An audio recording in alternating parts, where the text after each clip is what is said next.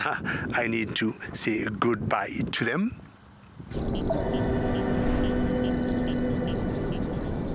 I bet David should come to this side to see our Black Rock youngsters.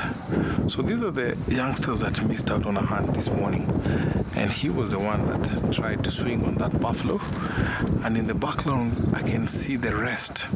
So in total the sub-adults from the Black Rock Pride are seven in number, and I can see in the background I can see more. While some are laying flat, there's one that is up just watching us. So this particular spot is where we normally see buffaloes during the day and in the morning. And this is the oasis. This is what I was talking about early in the morning, where the buffaloes will come for a mud wallow, where they'll come for the fresh grass here, very soft because there's plenty of water, and also back. That's it for this episode of Safari Catch Up. We hope you enjoyed it. We'll see you on Safari.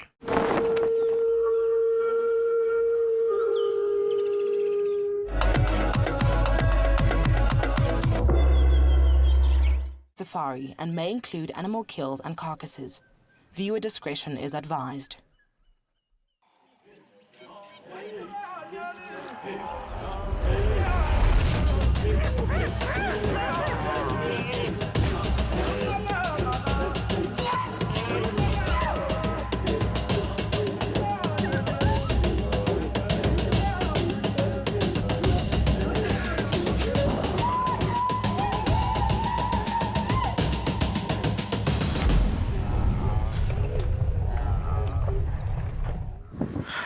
Jambo, good afternoon and welcome to SafariLIVE. A group of giraffes has made their way down here to the river for a drink. My name is Tim, and behind camera we have Big James. David is having some issues this afternoon, so there's a technical issue. He'll be joining us later. But in the meantime, let's enjoy these giraffes here.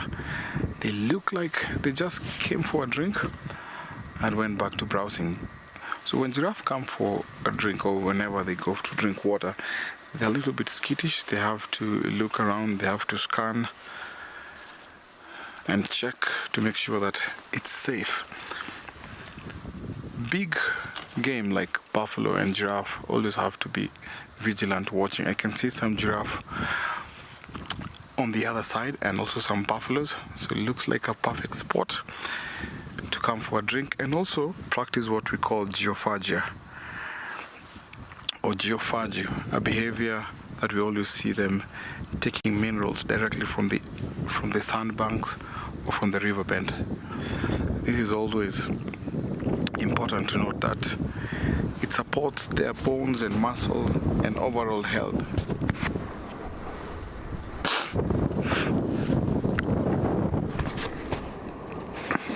Eli, jambo, and welcome on board. Stay tuned because you never know about this afternoon. It's always nice seeing the beautiful Masai Mara. I haven't seen giraffes around here for quite a while, but it's always nice seeing them. So this is a perfect spot, and it looks like it's a regular visited spot by this big game. I've seen buffaloes, I've seen elephants come here, and now giraffe. It's my first time to see giraffes come here for a drink, and that means they're coming here for minerals. Looks like she's a little bit pregnant, and that mineral will support her health. Pistua, it's a great afternoon for a journey for a tower. It's a great afternoon. We don't know what will unfold later, but stay tuned. So it's only getting started, so don't move.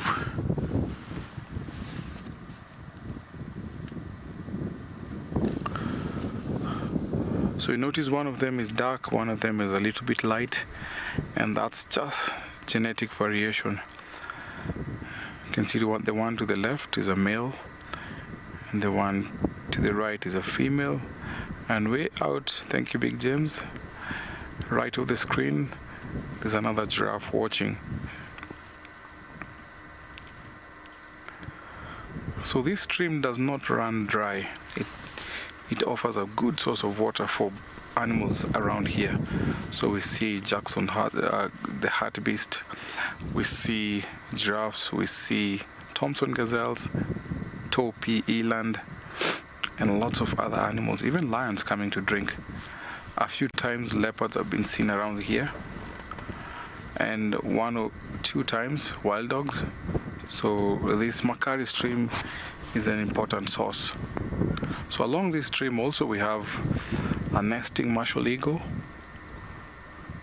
and I've seen a few times the giant kingfisher.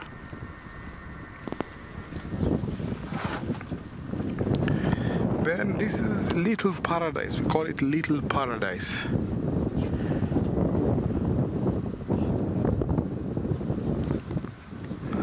So they're just waiting slowly, patiently to come for a drink. They have to check on us, they have to investigate what we are up to before they make their way to the water, because it's a little bit slippery, it's a little bit rocky patch, so it might slip and fall down, so they have to make sure that they check the surrounding.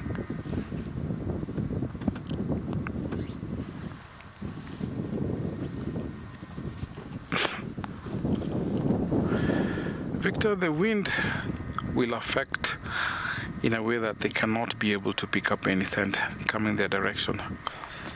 So often at time they have to pick the wind. Every animal around here have to pick the wind. They have to face the wind, because if you're upwind or downwind, it has to be very important, because they have to make sure that they pick the scent of predators. Remember, predators use the element of surprise, so they have to walk against the wind. So every time the wind changes direction, you'll notice that they have to keep on watching and facing that side.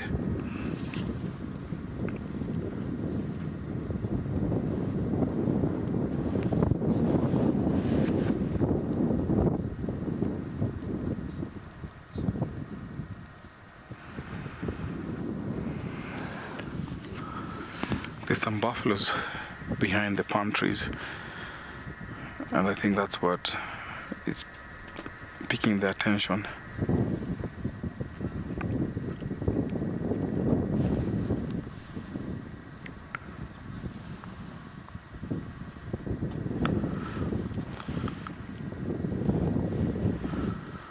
So giraffes never really stay tightly together unless threatened.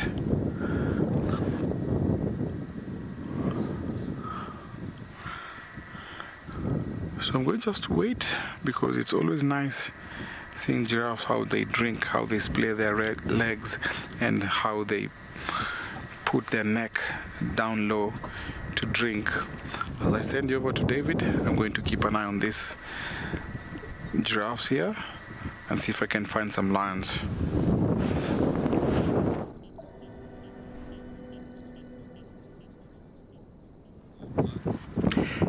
Hello, and jumbo everyone. A very warm welcome to the northwest of the Masai Mara National Reserve. My name is David, and on camera with me this afternoon is Mufasa, and welcome to Mara Live. A very warm afternoon where I am, and I'm a little bit sad because this is going to be my very last Mara Live show. But I want to thank all of you for having been joining me the last 3 months, or rather the last 2 months, because I think we started on the very 1st of October, the whole of October, November, and now maybe going almost to 10 days in December. Very many thanks for having you joining, being on board every other day, every morning and afternoon, of course, apart from Mondays and Tuesdays. Pretty warm where I am. It's not windy at all. I mean, if there's any wind, it's very, very light, but it's very warm where I am. Not sure how it looks like where Tim is. And Dark Main Lava, I want to thank you very much. Dark Main Lava, a great comment, and you're saying Asante Sana for the time we have been together, maybe now going into 3 months. Dark Main Lava, every moment I have heard your name, it has made my heart melt. Thank you for having been with me during the time I was with Big James, Marcel, Imara, Edwin, and now Mufasa. Thank you and asante sana sana. And starting my side of the Mara Live from the northwest with this topi, a huge herd of topis, and in the midst we have some grunt gazelles. Little structures, you can see those topis running there. I'm sure you can catch up with them, Mufasa. And my plans are to, when I leave this particular antelopes here, is to go to look for my T-boys. I'm sure Darkman Lava, I baptized the Topi boys and gave them a new name. And going forward, I'll be calling them the T-boys, possibly until I come back next time. And I only saw one today, who is Kiongozi from a distance. And Kiongozi did not make me very happy today because he did not behave very well towards Kaleo with her two cubs, and they had a very bad altercation in the Bila Shakalaga. And I need to look out where Kiongozi is and tell him he's a good boy, but this morning he was not a good boy. I know where Kaleo and Nusurika, first cousin of Kaleo from the marsh spread, went. I'll be heading there.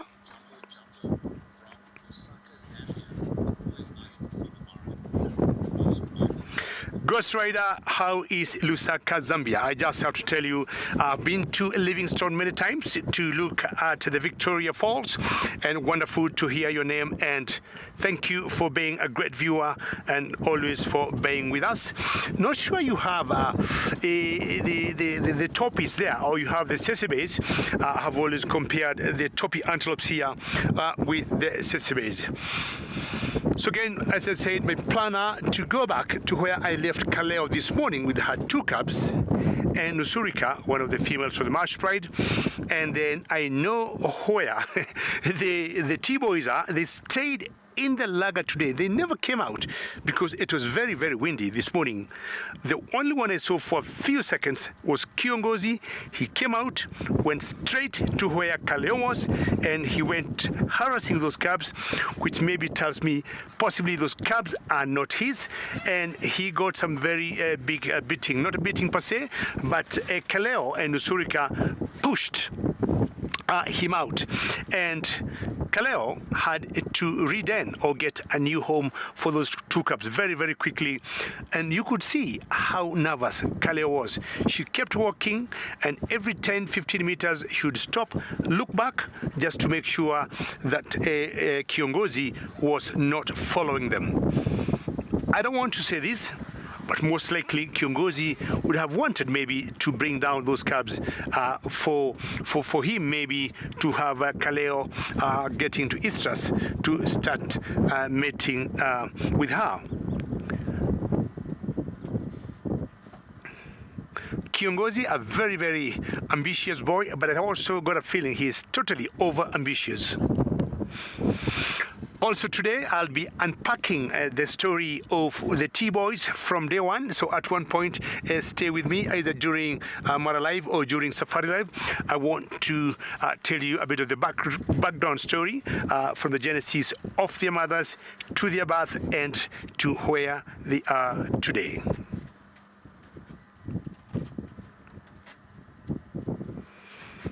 Mufasa is just seeing particular topis looking in a particular direction, but I think they're just looking at some jackals from a distance, but we are going to investigate and find out what to be looking at.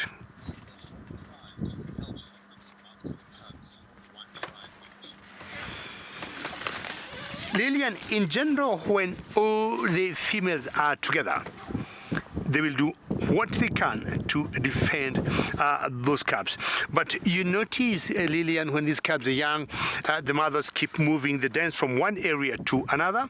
And if that happens and the other females don't follow the mother with the cubs, then she'll be on her own, Lillian, to defend her cubs. Now, there's one female in the marsh pride called Nusurika. And Nusurika has been a very good friend to Kaleo since she gave birth. And I think this morning, this morning, because I had the altercation, they're in the thickets. And me and Mufasa never saw anything, but we had,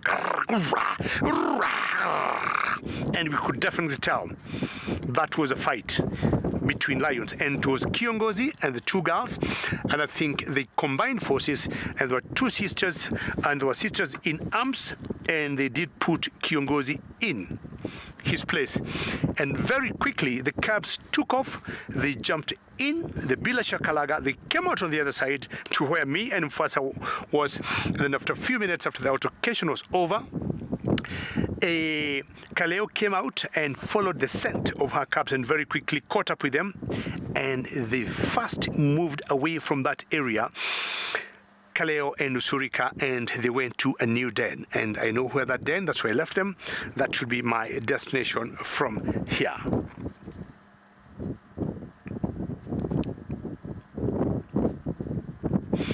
Some very nice cloud cover now. You can see how the kind of shadow or shade we are getting from the clouds. That doesn't mean rains. We don't expect rains maybe until mid-December, which should be a continuation of the short rains, which were short of what we expected. Alrighty, I'll be moving on and finding out where I left Kaleo and Nusurika, if they're still there with Kaleo's cubs. But in the meantime, Tom got some buffs.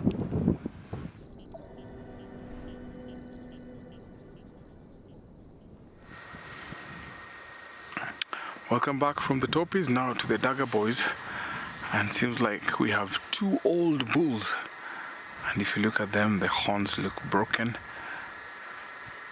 So the one to the right there has a piece of his horn broken, and the one to the left still. I can see that they're really very old. And this one was the one that was chased by the lions this morning. So along this stream, upstream, the Sabados from the Black Rock Pride had tried to make a hunt. They tried to bring down a buffalo, but they seem not to be successful. My mission this afternoon is to head upstream and check on those lions and see if they're still there or they managed to get something. So these two bulls are looking very skittish, so skittish, and because of that scare this morning, they're looking very vigilant. Shane, it would be so great to see a hunt today.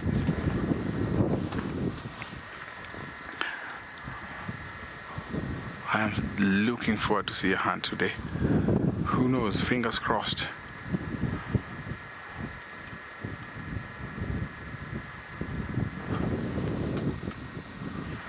So these buffaloes are watching a beautiful scenery here.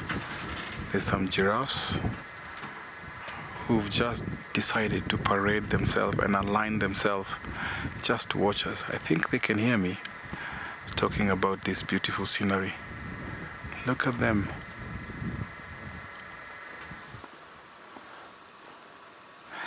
And that's what we check when you're looking for giraffes. So every time we look at them, we have to look at where they're staring, what they're looking at. You can see the ears are pointing forward. Look at that parade, all of them.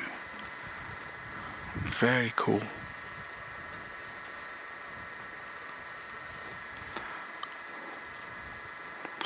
So every time they swing their tails side by side, that tells you they can see something. But at this time, they've only seen us. They're just checking on us because the buffaloes got a little bit skittish, and that caught their attention.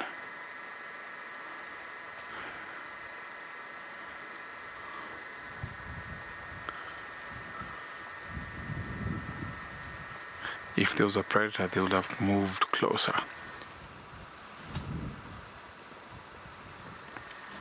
Yes, France have seen and heard giraffes make sound so many times. Recently, on one of the SafariLIVE shows in the afternoon, I happened to come across two lionesses from the Black Rock Pride that had taken down a giraffe. And so this giraffe went back trying to scare off the lions. And I could hear a very unusual sound. So sometimes giraffes make sounds.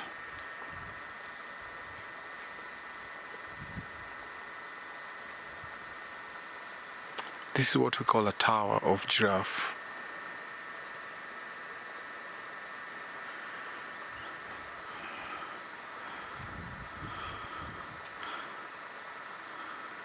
Beautiful scenery here. You can see how they blend in, and also the green foliage of the trees in the background make it very nice. Craig, in the wild, giraffes can live up to about 15 years.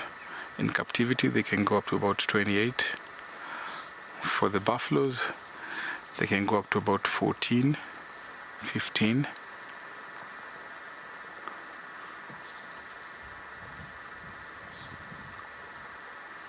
See, he's looking at us, still staring, because there's a vehicle approaching from the other side.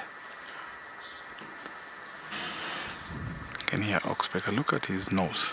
He's trying to pick up any scent, any smell coming with the wind.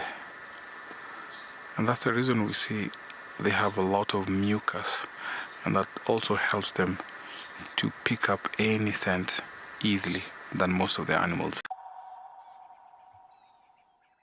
Join me at Mabula Private Game Reserve from 6 to 11 May 2026 for a 5-night private safari for just 6 guests.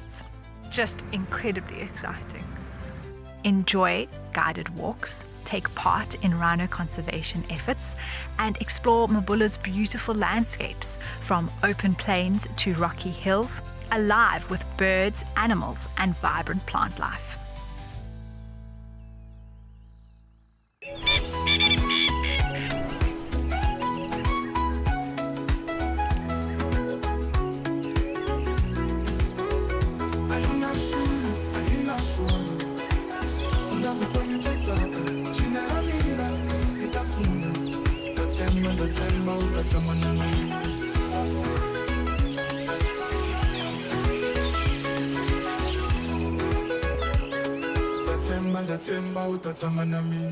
My full name is Mpomu Tikani.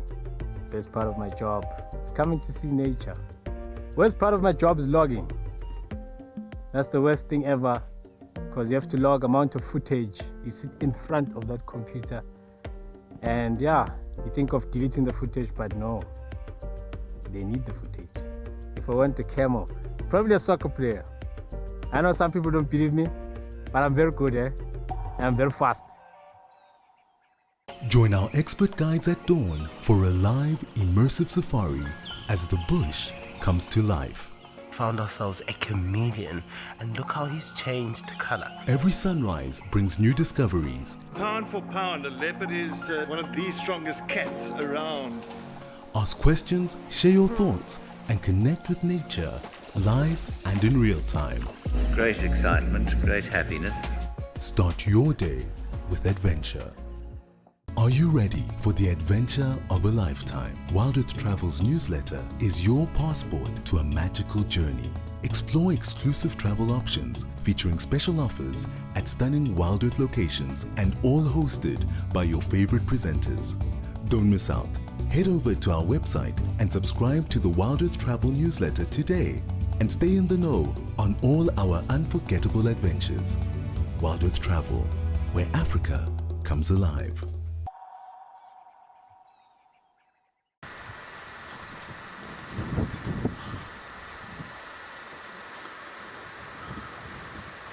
As we soak in this quiet afternoon here, let's send you over to David, because I'm going to look for the Black Rock Pride, the ones that were. You never know. We all know buffaloes and lions are immortal enemies. Buffaloes don't like lions, lions don't like buffaloes, and David loves lions, and David and Mufasa love Kaleo.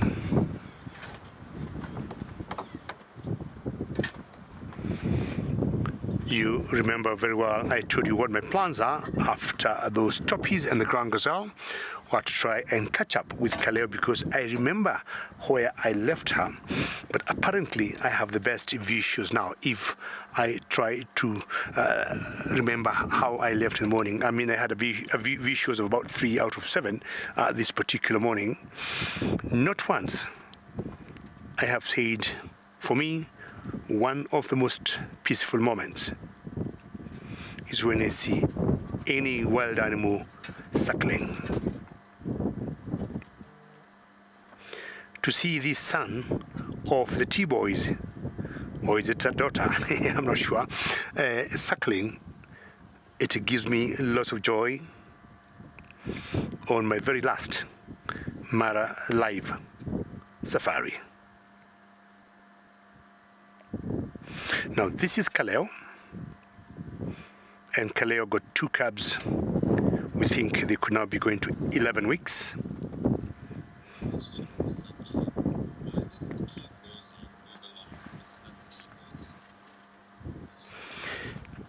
Sanjeev, initially, and as I might have said earlier, I am going to unpack the story of the T-boys today.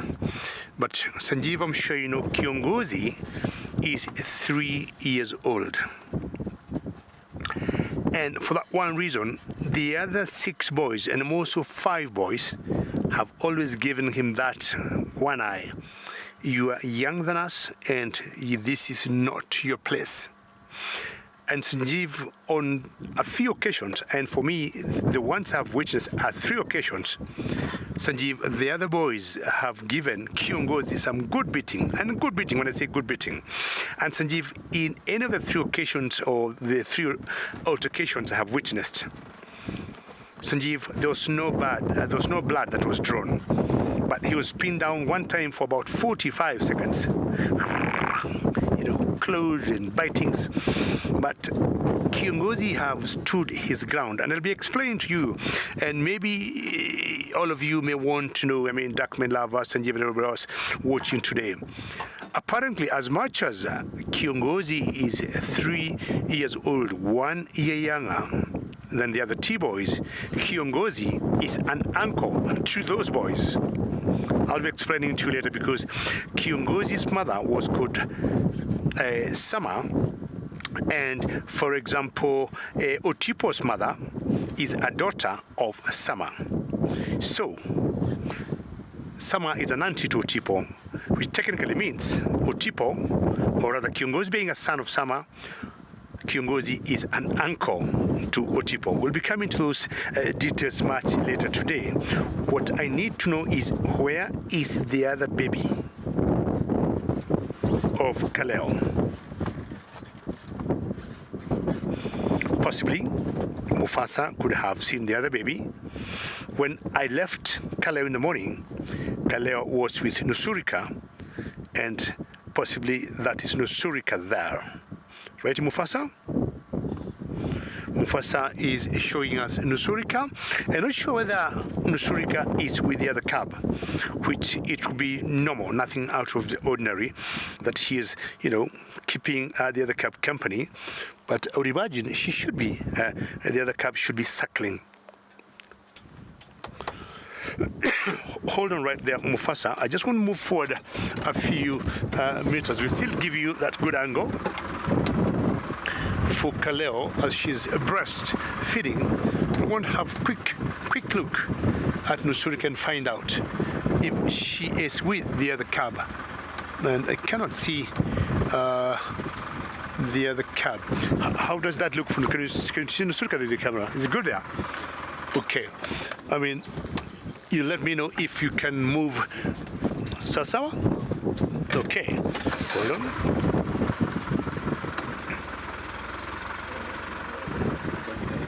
More? All right. Mufasa is very clear, and he'll always tell me, this is where I want to be able to frame what I want. And Sawasawa? Back up? Okay. Sorry, is it good, or I go forward? Are you happy there? So Mufasa is very particular because for us to be where we are, I also want to find out where the other cub of Kaleo could be. And let me know when you're sawa. So that is Nusurika. And she's a member of the Marsh Pride. And I have a lot of respect for this particular female. She has stuck with Kaleo from day one. They have gone hunting together. She doesn't have any cubs, but she has always kept Nusurika company.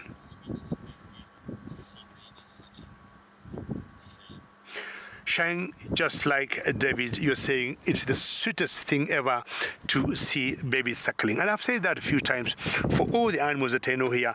Not sure whether Mufasa, you want me to pull back or you're able to get Kaleo on the frame. Very good. Great camera work. Do you want me back up a little bit? That's good for you. A little bit. Okay, hold on right there, Mufasa. The flap of my vehicle is coming on Mufasa's way, and Mufasa is not going to like me for that. He wants to give you the very best. Now, I want to comb these little bushes here that we call the orange leaf crotus and find out where the other cub is of Kaleo. But in the meantime, southeast of the Mara team got a tower of giraffes.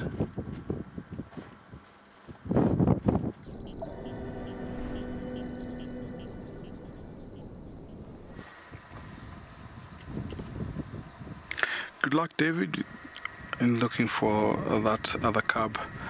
I hope you get to find that cub. So here, these giraffes have picked a perfect spot. This is a good spot for mid-afternoon relaxation because there's a breeze blowing and it's close to the water and also close to where they can get some minerals. While some are looking at the left, some are looking at the right, north, south, east, west. This is also to check on predators, but this afternoon here, or this time of the day, predators are mostly inactive unless there's something that is easy to pick on, because they're also opportunistic. They will walk out in the daylight like this where the heat is still very strong. But because of that, they pick a spot where they can watch from all directions. So they're close to the stream. Of course, if something comes to the stream and walks to them, they can be able to see it. You can see the open terrain, open landscape where they can be in a 360-degree angle lookout.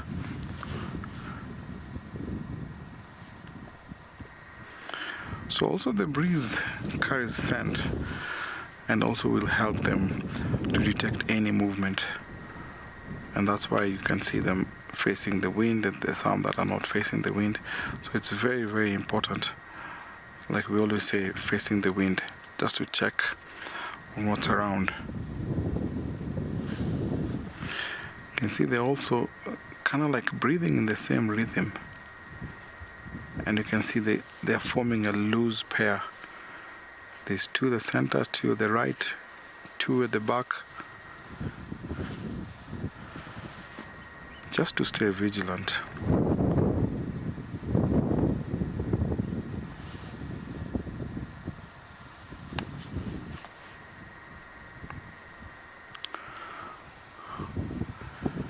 And on the opposite side of the river, I think they can see some elephants. Today this has become a very good spot because I've seen some buffaloes and now the giraffes and elephants. I was wondering what they're looking at. Remember, when you talk about animal behavior, we tend to see a lot, and just by looking at those giraffes, I could tell that they're looking at something. Little did I know the elephants were just behind the palm trees there. You can see it's a breeding herd, small breeding herd with some tiny calves, about 1 year olds, and there's one that is about a tiny calf, about a month old. So the elephant up in front, there's a calf under her belly.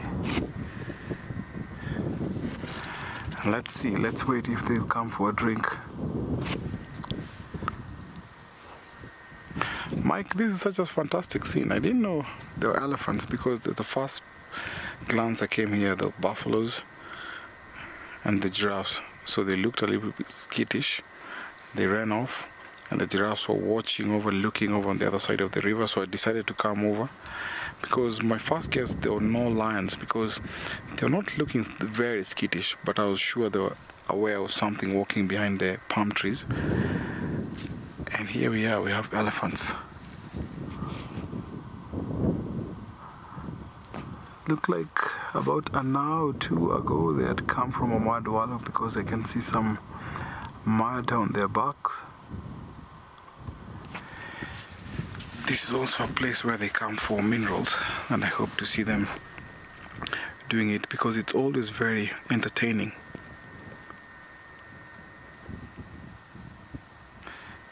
The grass is soft here, so it's a training school for the calves because the development of the trunk is not fully aware of what is around the surrounding here. Ellie, always nice seeing Ellies. So at this age, the trunks are not in full use, especially with the tiny calf there. So picking soft grass is very important for a training lesson, because in the future when they go out there, they pick very dry out sticks and leaves, even grass, then their trunks will be in full use.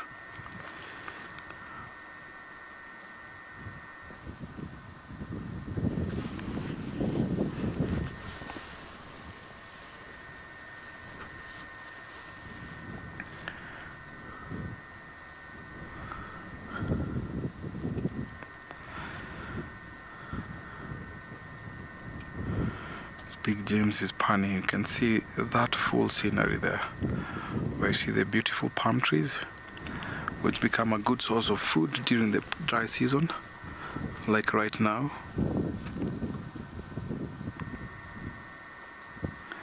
Pistuia, Big James is throwing a hands up and a thumbs up. Beautiful scene here.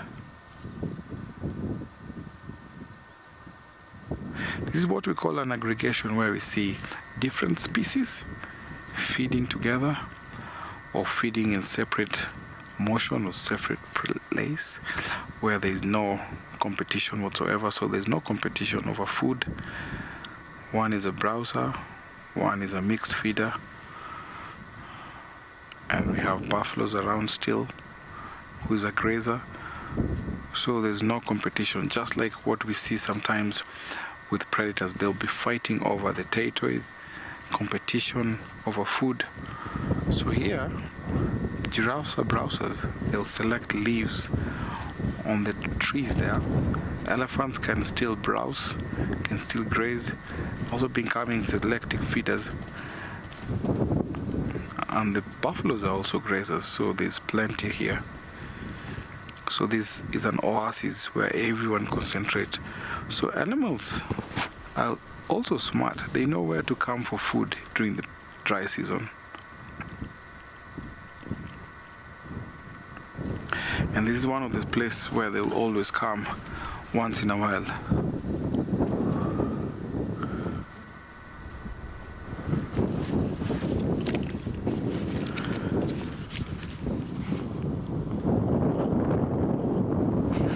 So notice the size of the giraffe in the front and the ones in the back. You can always compare the difference. So the one in the front is a bull and the rest are females. And you can see the size of his neck, the size of his horns, and also he's a little bit taller. So bulls tend to be a little bit taller than the cows.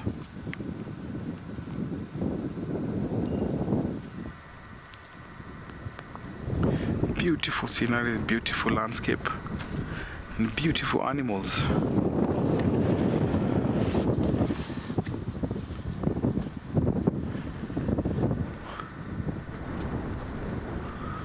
So So there's no acacia, there's no trees that they can browse around here, and that's why you can see the two in the back, they're going uphill where they can go and browse.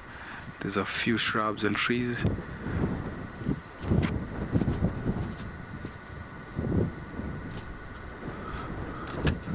Let's see if David has found the cub while I reposition to see what the elephants are doing.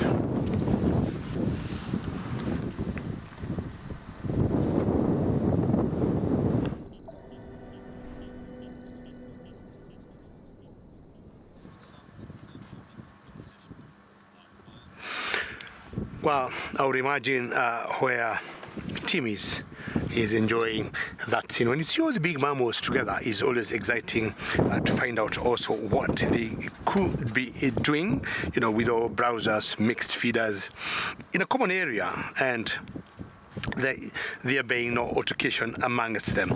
Now, I've stuck in the very same position you left me. And for those of you who could be joining us now, this is Kaleo. And Kaleo is one female from the marsh pride. Kaleo got 2 cubs. Currently we have 1.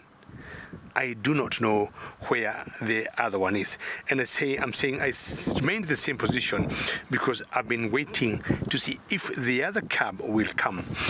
Early this morning, I was in this not exact spot, but very close here, myself and Mufasa, who is on camera with me this afternoon, and we saw Kaleo and one other female Konosurika settling down here with Kaleo's 2 cubs.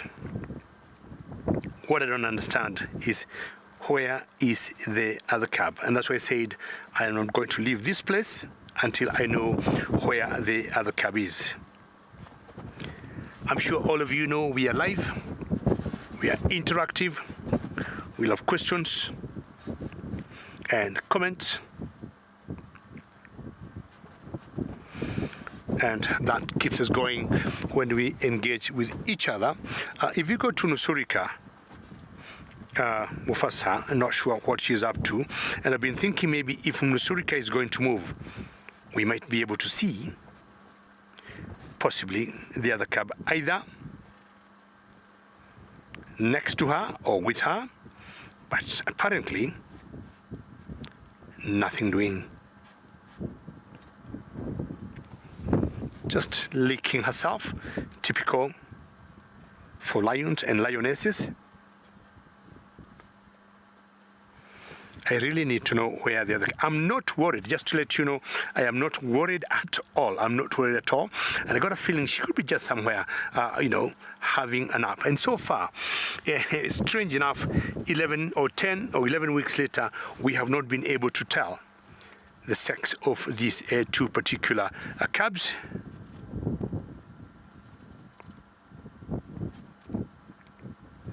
Very strange, very strange. We cannot see her, but why I'm not worried if Mufasa, sorry, even take you back to our friend Kaleo.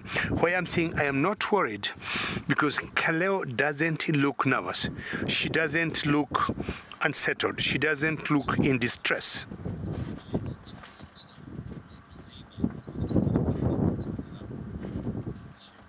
Cheryl, you got those, you got the words out of my mouth. And Cheryl, what I was just saying, actually, when your question was coming through, this female here who just turned and who thinks the baby has gotten enough, she doesn't look to be any distress. And I was here, would you say 6 hours ago, Mufasa, on the drive early this morning? I was here 6 hours ago, and if anything would have gone wrong with that particular 1 cub that is missing in action now, you tell from her body language, she would be very nervous. I do not think she could even afford to have a nap. This morning, when they had an altercation with Kiongozi, which lasted about 2 minutes, as soon as it was over, Kaleo very quickly came out from the thicket, went right inside the Bila Shakalaga. Bila Shakalaga is what you see in the thickets. There are those trees or bushes you're seeing blown by the wind. And she immediately started tracking her babies. And in under 2 minutes, she had gotten the scent of her cubs, and she followed, because by that time the cubs had come out of the lager. They came where me and Mufasa were. Mufasa is on camera, and very, very quickly in the lager she disappeared. She followed their tracks, followed their scent out of the lager, and you'd have seen, maybe at one point, you're not sure, the final control were able to document that. You'd have seen how very quickly the cubs came running to Mommy. Mommy, hi, how are you? Now we have Nusurika moving, not sure where she wants to go. Maybe she wants to change her bedding position. Not once I have spoken or talked about Mama's drink, and I'm sure you all know what David's Mama's drink is made of. If this lioness would join me today, and I'm sure all of you sadly know this is my last Mara live drive. If Nusurika, that you're seeing on the screen, could join me today in the camp for dinner, I would buy her a glass of Mama's drink. I told you Mama's drink was discovered in North Carolina, but currently it's being brewed in the Masai Mara National Reserve. But its original home is North Carolina in America, and maybe later on I'll be telling you the ingredients of Mama's drink. And why I'm saying I owe a drink to this particular female is because she has stuck with Kaleo from day one, since she gave birth. They've been working together, sometimes through very difficult times. There was a time they hunted a topi, and that topi was snatched from them by the T-boys. And this morning, when Kiongozi was having an issue with Kaleo and the cubs, she came in to help Kaleo as a sister in arms. Now, Tim got some very playful elephants.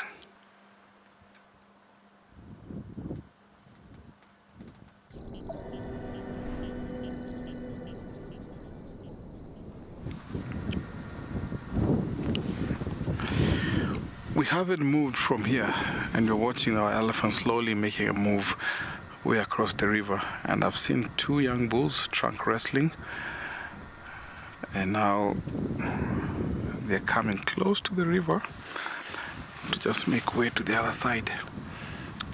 I was hoping that they'll go to the Salt Lake area, and that's what I'm keen, because it's very entertaining to see them going for minerals. Sometimes you see how the mother digs for the mineral and let the calf go fast.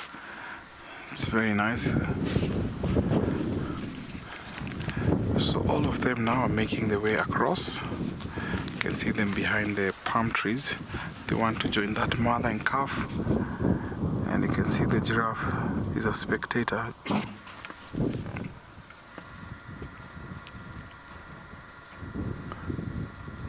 It's a relaxing time, relaxing moment. So mothers with a small calf like that, they always walk in a very slow pace, because the calf sometimes they're a little bit tired and you never know where they'd come from. That's the reason why we saw them just came out of into the open and relaxed. You can hear them trumpeting out there. It's a way of comfort, and sometimes you can see them nursing just to comfort them.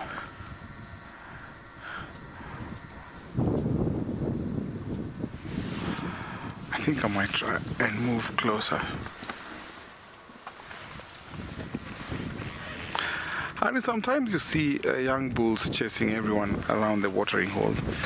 You can see sometimes them chasing birds, you can see them chasing antelopes, you can see them chasing the giraffe, but not just because they want to put up a fight. It's sometimes a way of dominance. Might drive there to see what's happening.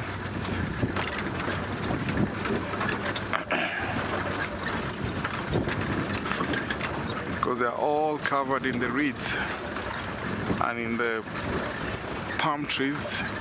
Just want to get closer for a better look.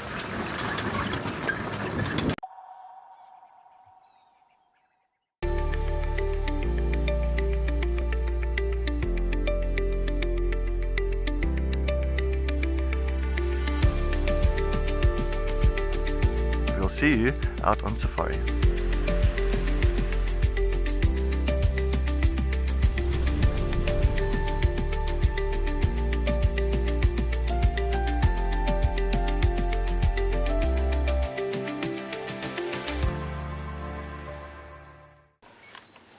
Even a hyena coming into the action as well now.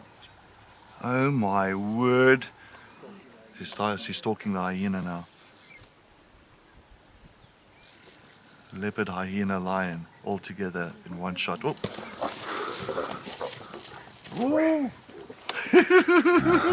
This is action-packed.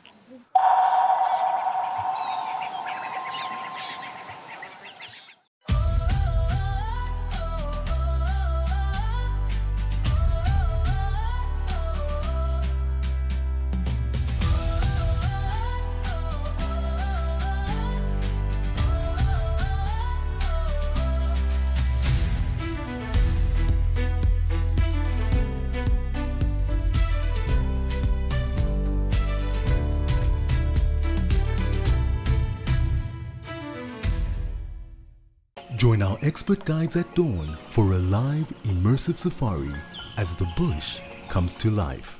Found ourselves a chameleon, and look how he's changed color. Every sunrise brings new discoveries. Pound for pound, a leopard is one of the strongest cats around. Ask questions, share your thoughts, and connect with nature live and in real time. Great excitement, great happiness. Start your day with adventure.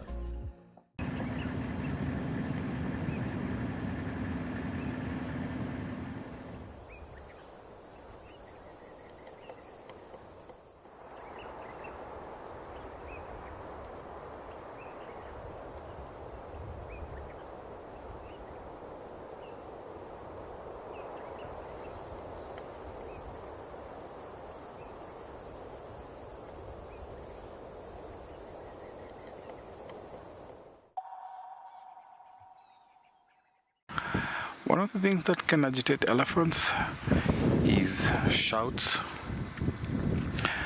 continual raving of the vehicle whenever you get closer to them, or maybe when you separate a mother and a calf, that can agitate them.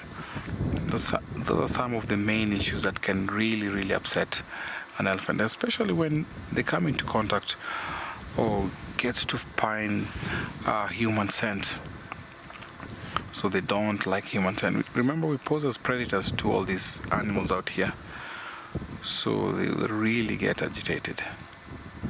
So whenever we come closer to elephants, we'll have to make sure that we switch off the engine and just enjoy the show.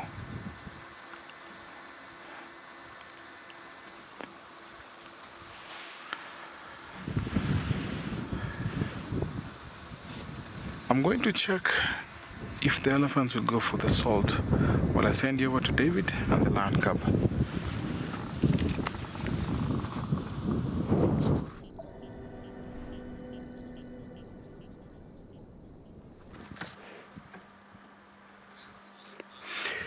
I mean, that's very true, Tim. I mean, not once out here in the African wilderness we have said, for example, elephants or any other animal, don't surprise any animal. And when many things or many times things have gone wrong out in the wilderness is when people who maybe don't have an experience of the bush animals or wild animals just surprise them from the back. For instance, what Tim is saying is very correct. Animals like elephants, if you approach them from the front, you might be surprised how close you'll get into them. But do surprise them, that they don't like, and very quickly they will deal with you. Now, I am not worried because I have not seen the other cub of Kaleo. And from her body language, she can afford to sleep. She would have woken up and gone looking for the other cub. I've said it many times and I'll say it again, there's no peaceful moment as seeing any wild animal baby suckling. And that's why I have stuck where I am for the last couple of minutes, because this to me is one very peaceful scene that I am going to take home tomorrow, because I said earlier, sadly, this is going to be my last Mara Live drive. I truly want to thank all of you who have been with us from the very beginning of October, from October 1 or 1st of October until today. And I truly want to thank you from the bottom of my heart for having tuned in every day, mornings and afternoon, of course, apart from Mondays and Tuesdays, to bring you these wonderful imageries from the Masai Mara National Reserve.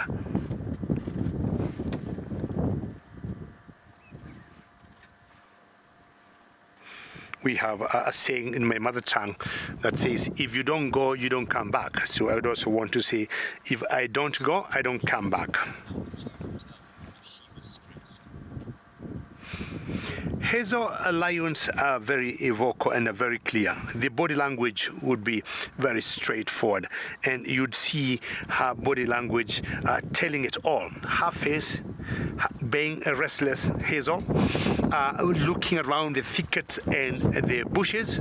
And Hazel, I was with her in the morning, and all was good by the time I left. And she will not even be bonding, it's a good yawn, with this particular cub as she is now, knowing that one of them is missing in action. Now, where do you want to go, Kaleo? So for those of you who could be joining us now, Kaleo is one female from the Marsh Pride.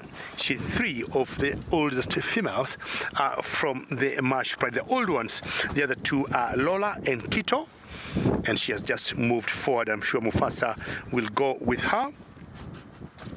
And the other female next to her is Nusurika. And Nusurika apparently is one of the sub-adult females in that particular pride that's called the Marsh Pride. Maybe she might go and call the other cub. Do you want me to move forward or stay right where I am, Mufasa? You want me to move forward? Okay. And the one cub who seems to be very hungry has just followed her, and she has continued to circle. It's going to be a very difficult angle here, Mufasa, because I do not want us to end inside.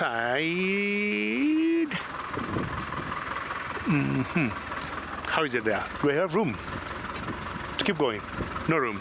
So do I back up? Okay.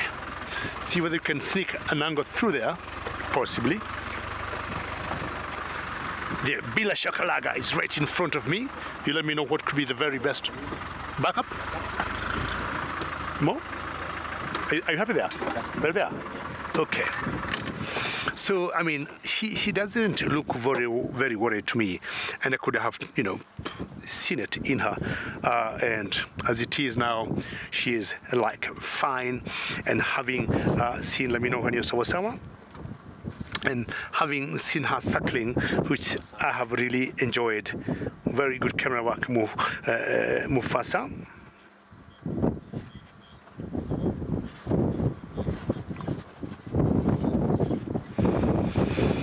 Hopefully it is Sarah from the UK, and you're saying it has been wonderful to have me on Mara Live. Sarah, hopefully you are the one who also stayed in Governor's Camp, one of the best camps we have in the Masai Mara. And hopefully, again, as I said, we have a local mother tongue saying here, if you don't go, you don't come back. And possibly Sarah will be seeing you in the new year. So this one cub here continues suckling. Not sure why Kaleo hasn't bothered to get the other one, but I'm sure at one point she is going to do that. That's Kaleo, and I've always told Kaleo from that little mark.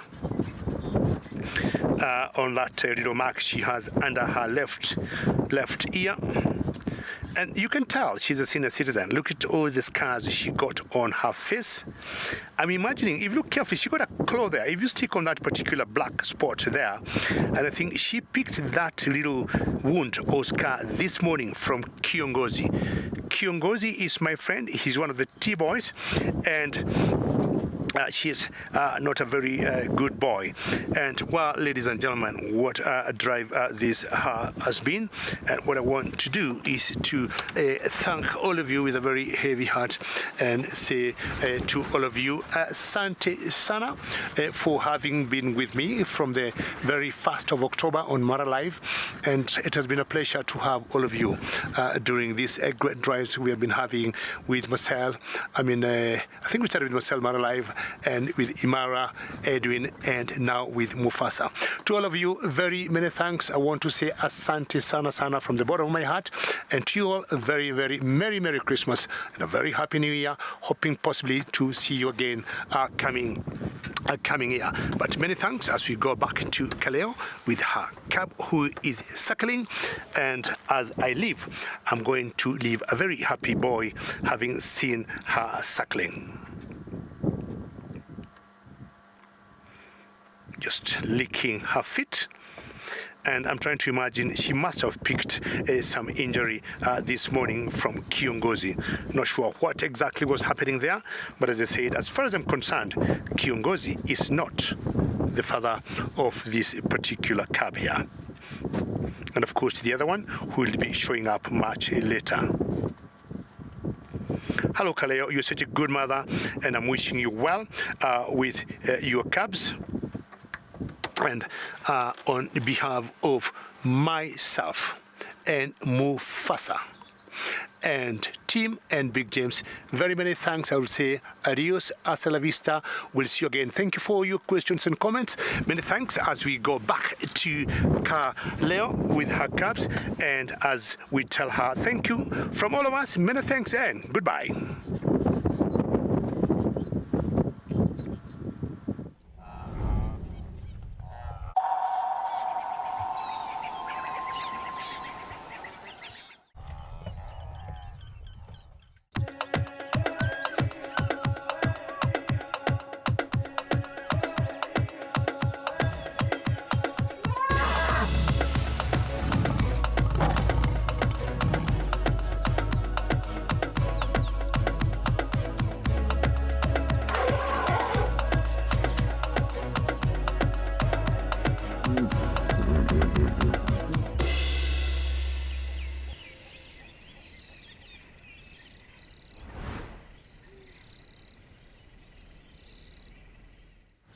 Good afternoon, everybody. Good afternoon. Welcome to Sandringham Private Game Reserve. Welcome this afternoon, Sunset Safari.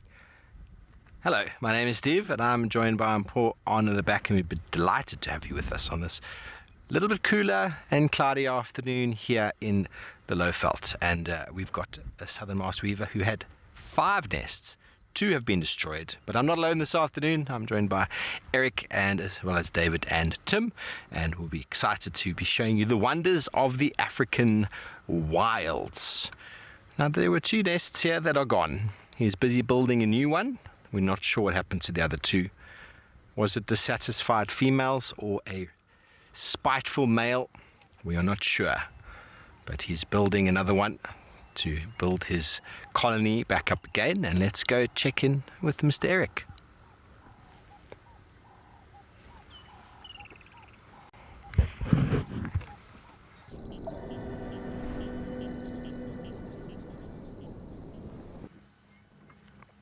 Well, good afternoon everybody, and welcome to the Sunset Safari. My name is Eric, joined by Morgan behind me on camera, and this afternoon we are going to be looking for pretty much anything and everything that one can find here on Amakhala. Maybe some black rhino around, maybe there's some white rhino, maybe there's an elephant or 2, who knows, but that is the plan. We're going to scratch around in the west, and then maybe scratch around in the center, and maybe, who knows, a little bit to the east. But that is our plan for this afternoon, hoping that our animals come up. But we're going to send you over to Tim to find out what his plans are for this afternoon.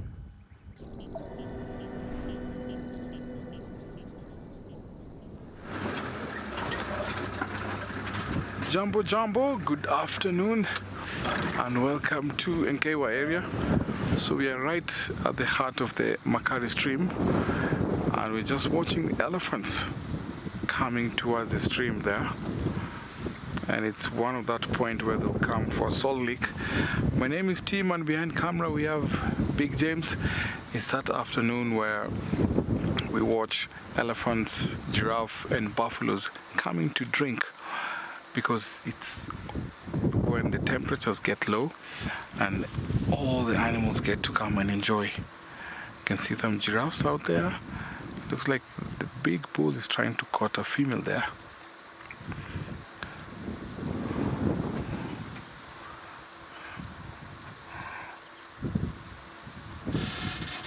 Let's say jumbo to David while I try to reposition and see our elephants by the Salt Lake area.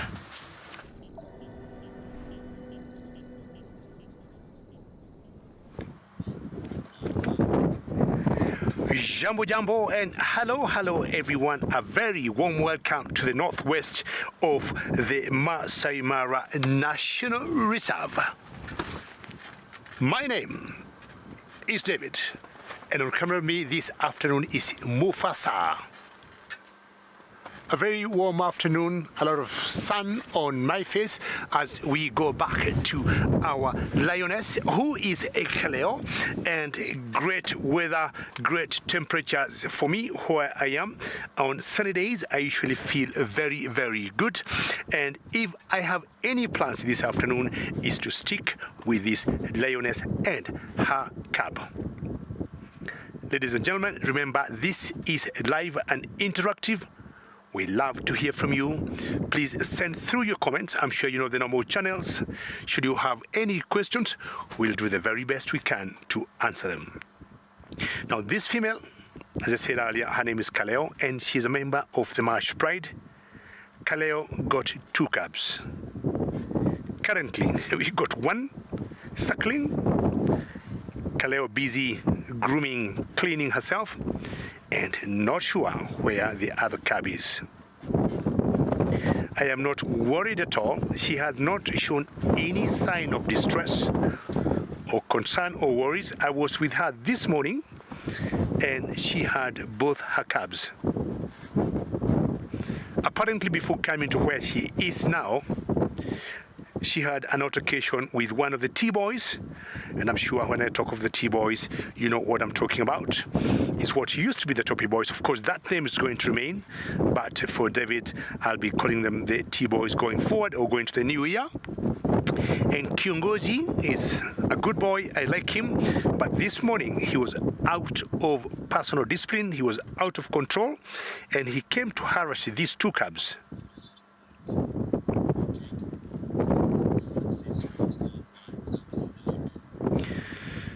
Jacob, I would say the success rate of lions here in this particular area, northwest of the Mara, is about 50%. 50%, that's the success rate of the lions' cubs here. And anything 2 months plus in general, those cubs will see the light of the day. Some of the challenges they face, Jacob, is when we have takeovers, you know, from the males. 1 and 2, when there's a bit of drought or there's a bit of challenge in terms of resources for the mothers. That's also is a challenge. Occasionally other predators like hyenas, which have been known to go for lion cubs, but apart from that, I would look at 50-55% as the success rate of the cubs in this particular area I am in. I'm talking about 3 particular pride, Jacob, where I am. The Marsh Pride, and I'm also talking of the Paradise Pride and the Toppy Pride. I mean, they have been very successful pride. The other day, Jacob, we were watching, we are looking at the Paradise Pride, and we counted about 10-12 cubs with them.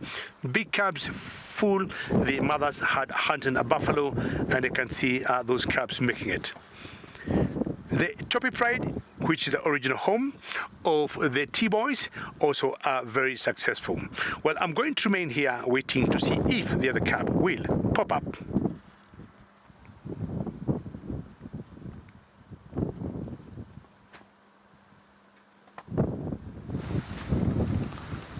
Bado. So our elephants are slowly coming towards us, and look at that parade. Very, very nice. You can see the matriarch to the left there. He's the one who's taking care of everyone here and making sure that no one stays behind, especially the calves. You can tell those three, because looking at their mammary glands, the ones that are nursing.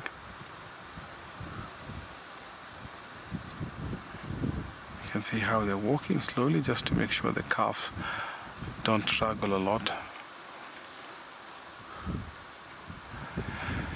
Seems like they've come from a long distance away by the look of it, because this morning, even yesterday, there were no elephants around here. So when you look at elephants here, they come across going to better feeding grounds, better feeding areas, and also where there is adequate water. And this stream does not run dry, and it tells you that this is one of the preferred spots. So these matriarchs have that history, they have that memory. So in times of drought, they know where to take their families.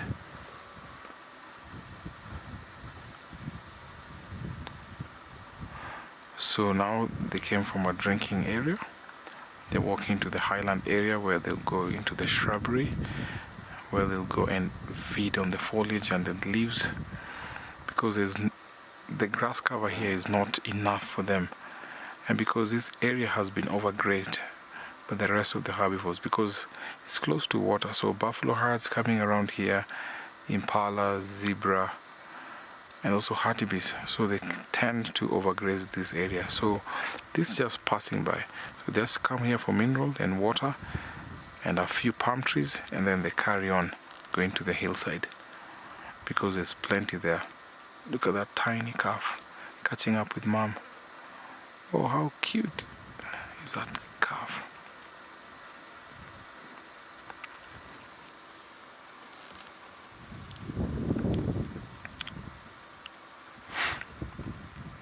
Sean, that's a good question actually.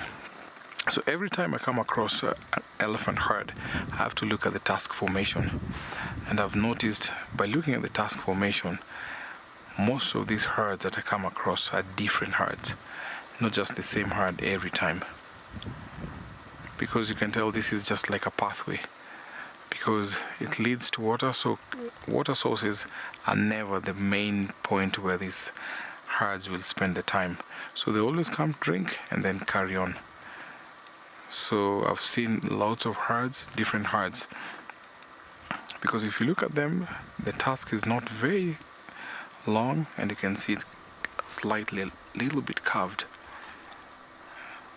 All these elephants in this family, in this group, tend to have one gene. There's one big gene pool, and that's the reason why you can see most of the tusk formation is a little bit curved and not long. So they have short tusks.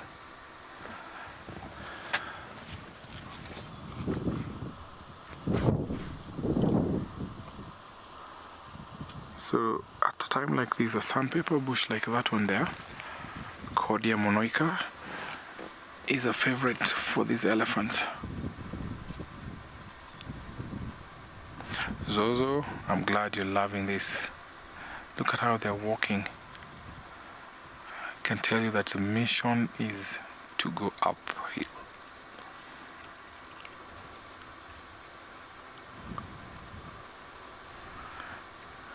So every member here is protecting the tiny calf, and you can see they're all following that mom with the tiny calf, and the matriarch is the one on the side leading this herd.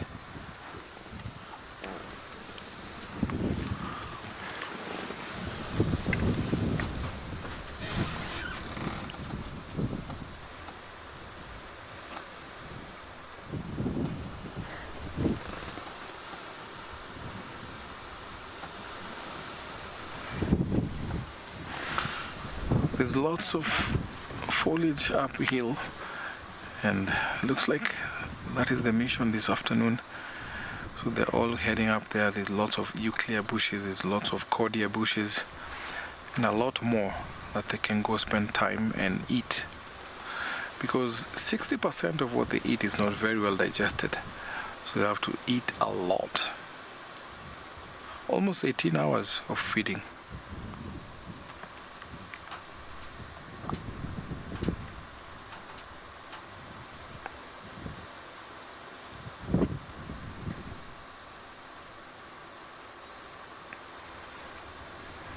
Benji, I believe so. They have a strong sense of finding water, because we've seen sometimes on the Sun River when it gets dry, thanks to their tasks, they'll come and dig in for water.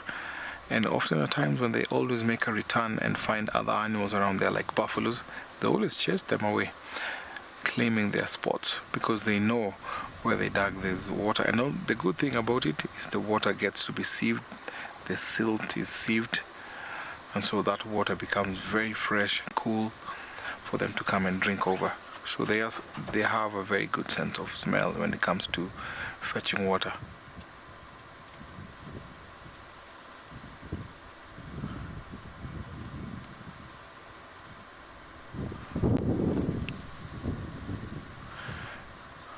From a human perspective, a cordia bush is not the best, because the leaf has a very sandpaper feeling, sandpaper side, because it's the one that the Maasai, the local Maasai around here, they'll use that to soften or smoothen their club. It's just kind of like sandpaper. So this, you can imagine how they can be able to put it in their mouth, sandpaper in your mouth. So let's send you over to Eric, who has something to show us.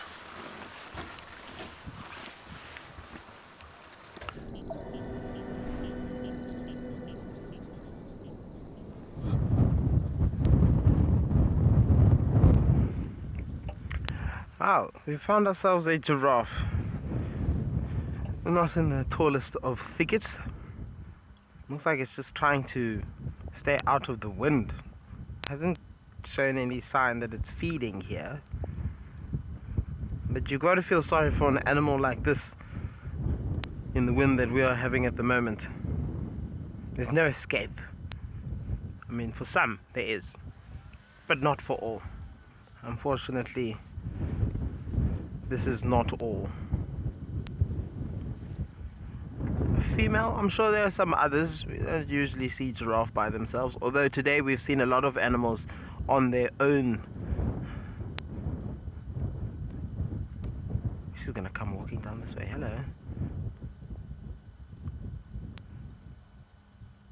Is it just you out here, madam? Are there any others? Nope, not interested in talking to us at all. She's gonna give us a lovely walk by, potentially. Oh, big belly.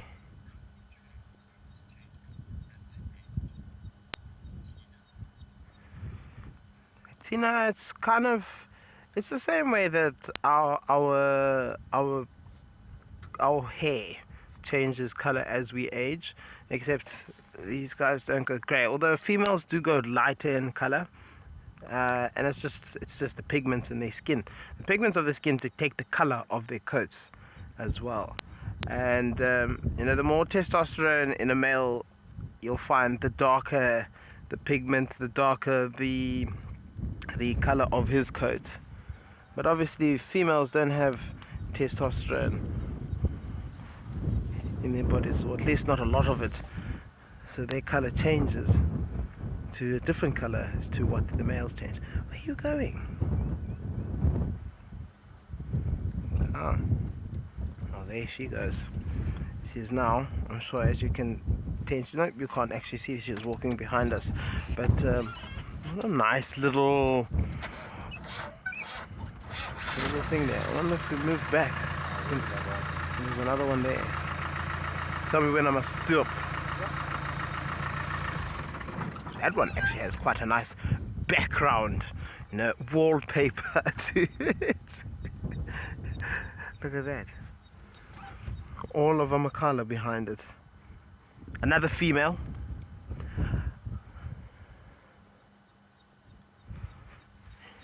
I wonder what you're feeding on, because we can see your head is in the bushes there. It's most likely sweet thorn. You can see there's a It looks like a boer. No, that's not a boerbean. That's actually cat thorn. There's a cat thorn that's just there in front of her, but I think she's maybe a good 5 meters behind that.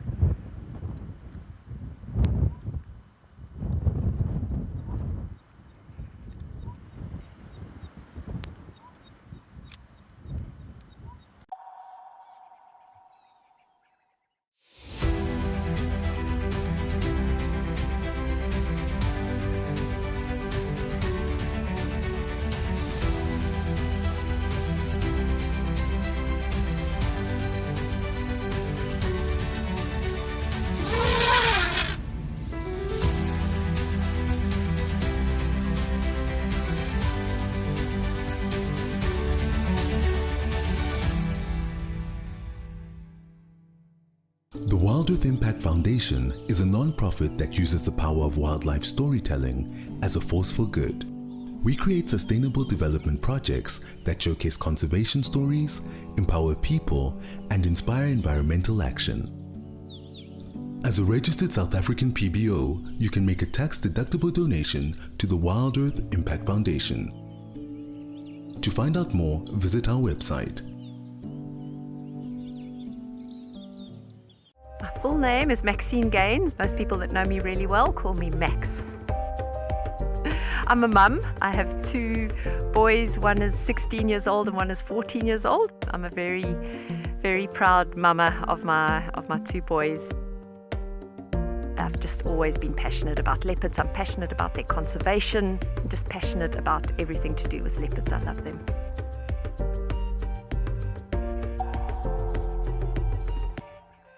Join our expert guides at dawn for a live, immersive safari as the bush comes to life. Found ourselves a chameleon, and look how he's changed color. Every sunrise brings new discoveries. Pound for pound, a leopard is one of the strongest cats around. Ask questions, share your thoughts, and connect with nature, live and in real time. Great excitement, great happiness. Start your day with adventure. Every month, something wild lands in your inbox. From rare sightings and behind-the-scenes secrets to expert stories, seasonal changes, and exclusive travel opportunities, the Wild Earth Journal is your free monthly mailer, packed with the magic of the wild straight from the field. It's fun, it's free, it's full of surprises. Sign up now on the Wild Earth website.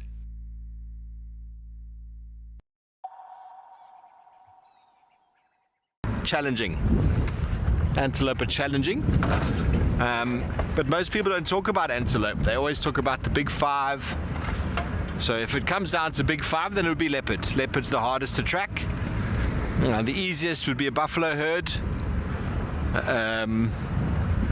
Then a rhino elephant herd.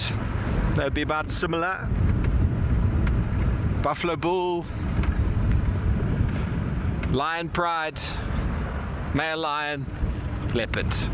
In that order of difficulty, easiest to hardest. But the time of year plays a massive role. Jesse plays a massive role. If it's wet and it's green like this and there's been rain and the ground is hard, tracking is very tough.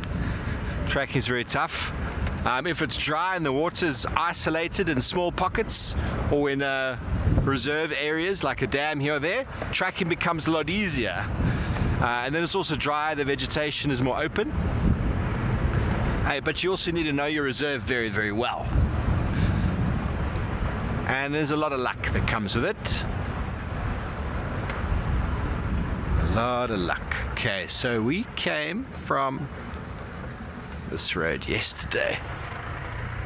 The buffalo are in here, coming towards this general direction. I'm going to give it another chance. Give them some time to move.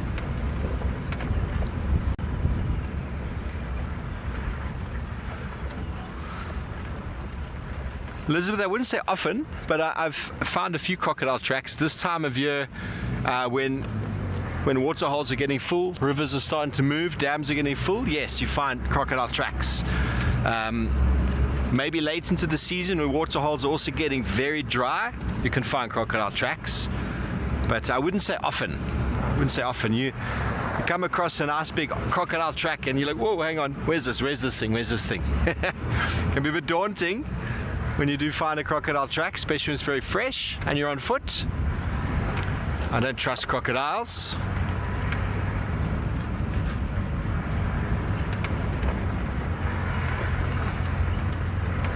Okay, well, David's at a waterhole. I wonder if he's got sight of any crocodiles there.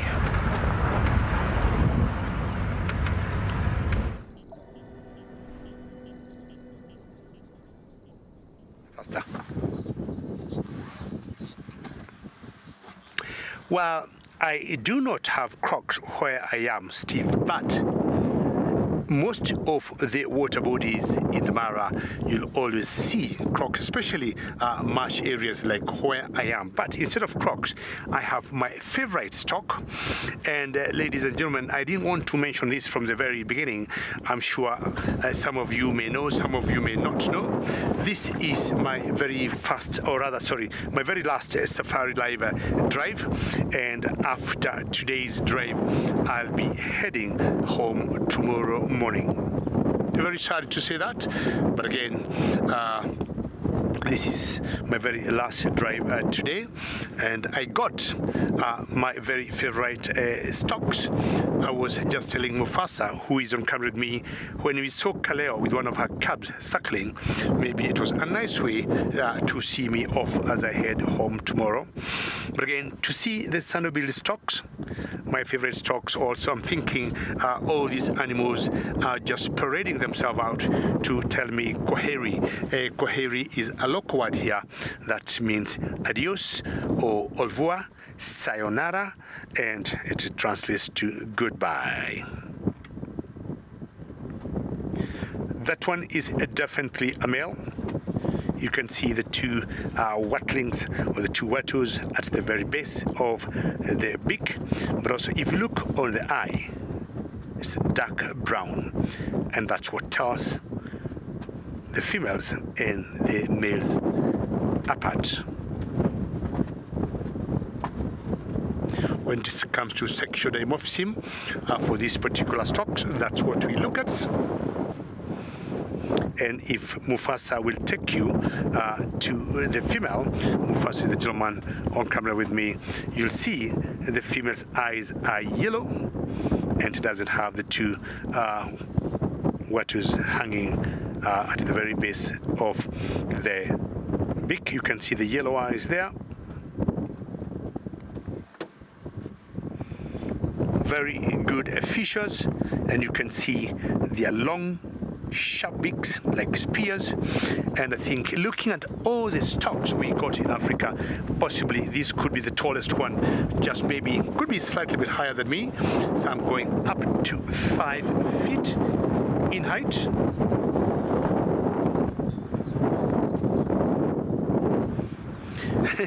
Trace, you're saying the female looks very surprised. Maybe because it's seeing Mufasa for the first time, or maybe the female maybe overheard me, quote unquote, saying I am leaving. But you can see they can hear me talking. But also, Trace, I think the wind is picking up, and many animals, when the wind picks up, they get a little bit unsettled because they don't get their senses correctly, and especially hearing. Possibly the female is picking up that. You can see, Tracy, how the wind is picking or is just blowing her feathers away as she also tries to put them where they belong. We got small little antelopes here in East Africa that we call dik-diks, that we have known them to pair for life, and this is the very same case that these stocks also pair for life. They're very monogamous. Top on their food, you can see where they are. Anything aquatic they can catch for themselves. But top on the menu, they like fish a lot. They fish a lot.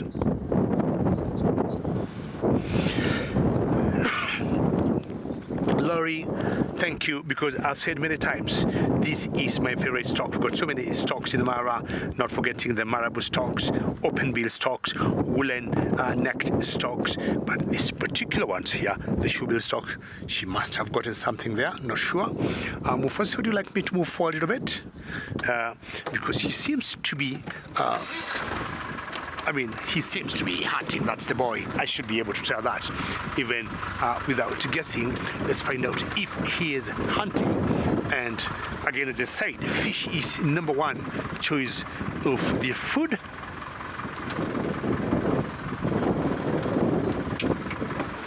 Are you happy there? Let me know when you start sour. Gabby, you're saying they are the most colorful stocks, and Gabby, I'll agree with you 100%. Now, I'm sure, Gabby, you know why we call them sando bill stocks. You can see the small little yellow sando on top of the beak. But I'm looking at them, Gabby, and we have red in them, we have yellow in them, we have white in them, we have black, we have gray. I mean, they are very, very colorful, and they remind me of my other favorite bird that we call the lilac-breasted roller. The lilacs to me are most colorful. I'm talking of the number of colors in them, but these ones also follow.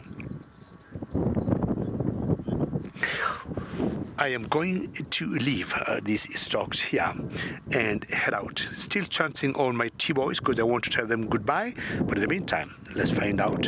Eric got some rhinos.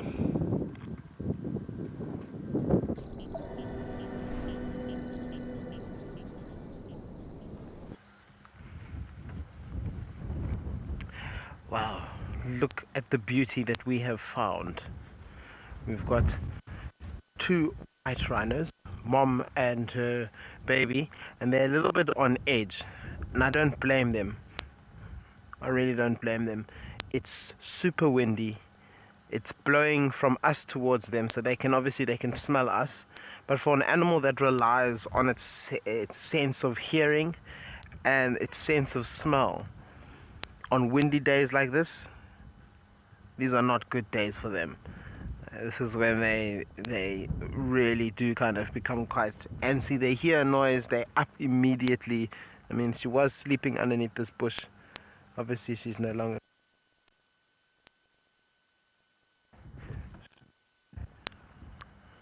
I think, obviously, just because of this, she's decided that she's not going to stick around. But she'll calm down once she realizes what's happening. She'll calm down, and then she might go back to grazing. But we're going to send you back over to David and his beautiful bird.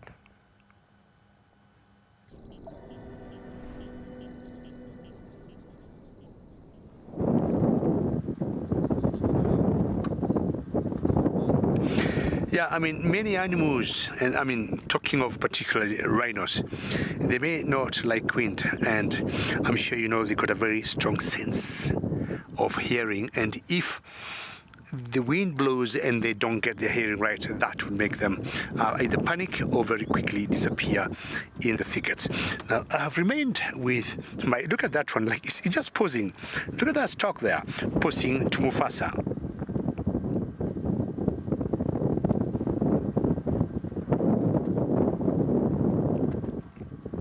So that one there is the male. The female continues hunting, and they have caught a number of fish. I've just seen them.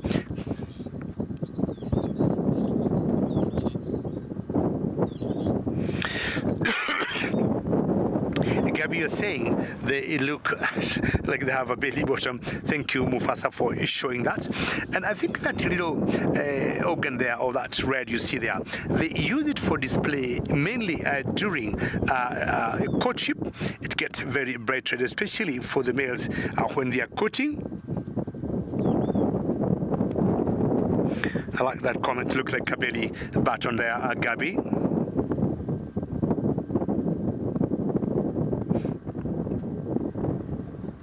And when they are mating, it comes out. It's just a bare patch of red skin on them. And many times you always describe it as a shield. And to me, the males, look at the legs there. See how long they are.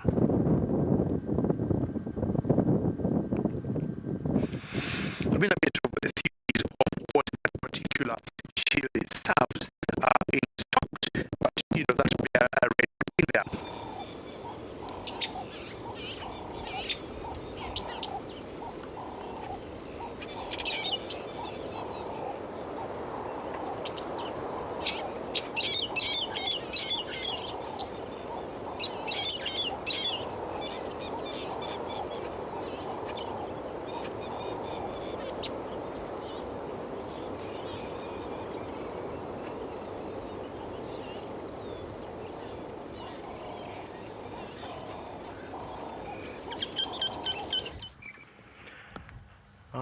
We've repositioned ourselves a little bit, and mom and her little baby, well, not her little baby, mom and her baby are in the defense position.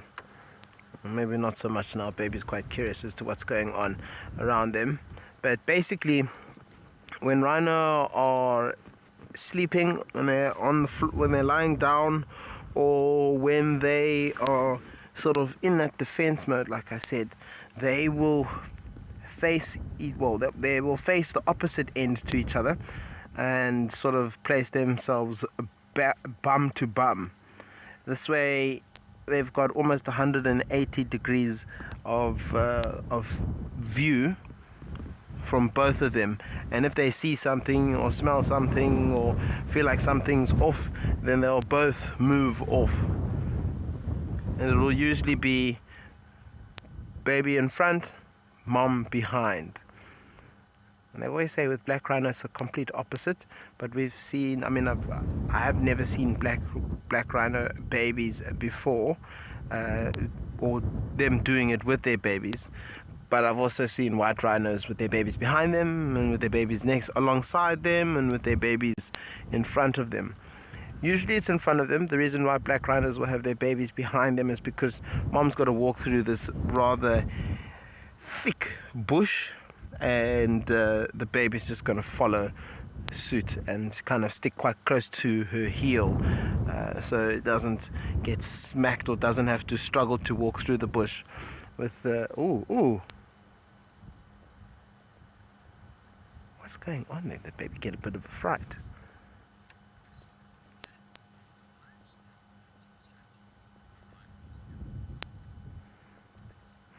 Pets? No, they don't. We had a sighting last year where the lions tried to take down. It wasn't even a try to. They were just bullying the rhinos at that stage. We were we following the lions or were we following the rhino?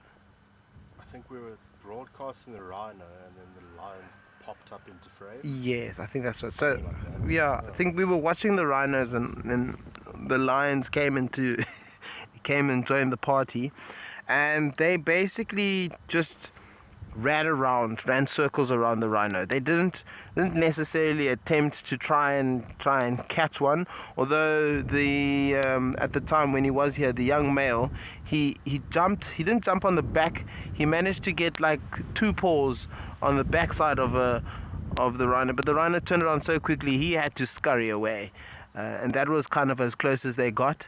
They were trying, it looked like they were targeting the smaller one, but I mean, even still, the smaller one, if had it been by itself, it still would have been far too big and more of a risk for the lion. So they spent maybe 10-15 minutes, I think 20 minutes max, trying to try their luck with the rhinos. Eventually they actually moved on and left the rhinos be.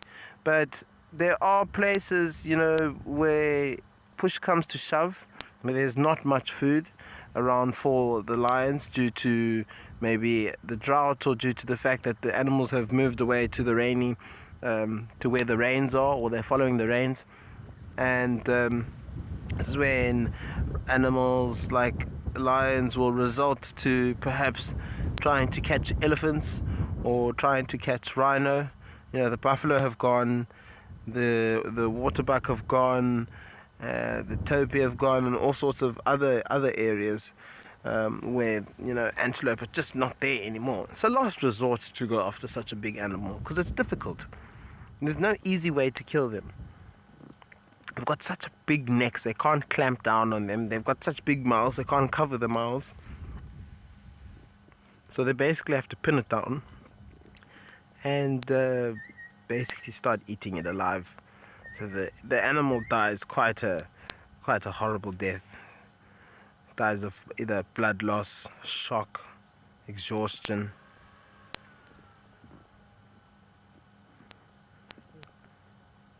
Now Mom is not happy. You can see she's doing those figure of eights.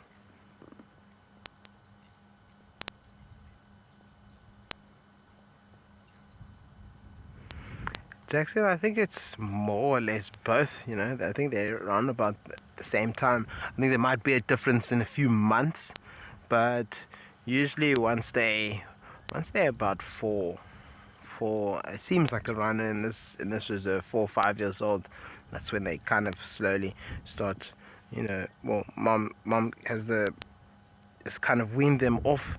A big male will either come in between them and force them to become independent, or they eventually decide, well, let me spread my wings and leave. Let me go and find a lover of my own for themselves, you know. And then you'll find them sort of hanging around other young rhino, and of the same age, more or less. Not that they'll be breeding, but they'll be hanging around each other, doing their thing, because chances are Mom is pregnant, and now when the new baby comes, she's not going to have time to look after her previous baby. She's going to be focusing all of her energy in making sure that this new baby is fed and is kept safe. But for now, this baby can stay with Mom. Being weaned off for sure, but just kind of enjoying the company and safety of Mom.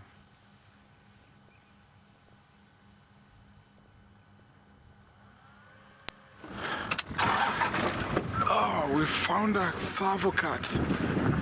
It looks like our Savo is a little bit skittish, but we want just to make sure that we don't lose sight of the Savo. It's on a hunting mode. Oh, you can see the tail going up.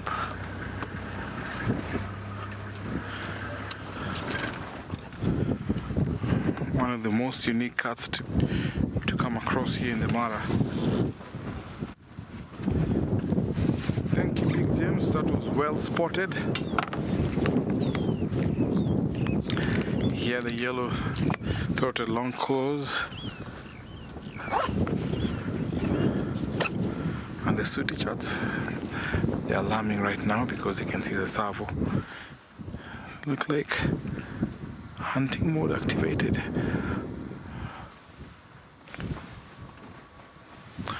So let me change position and just go up a little bit.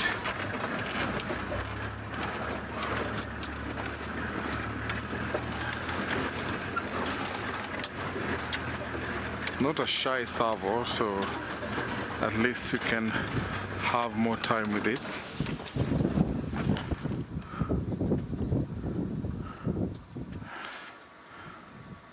So in the last hours of the day, rodents will be very active, and that's the reason why this Savo is out on the hunt right now. Birds will fall prey, snakes, and rodents, and you can see the movement there, just making sure it doesn't deter any movement. Ears working like satellite dishes, listening to all angles, all corners, front, left, and even the back.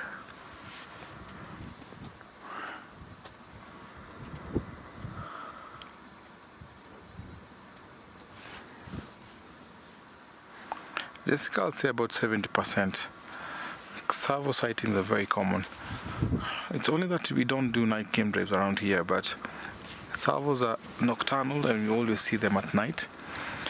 But in the last hours of the day at twilight, we always get to see them, and even early morning. And because they're territorial, we tend to know where some of these servos live. Like close to camp, we have about 2.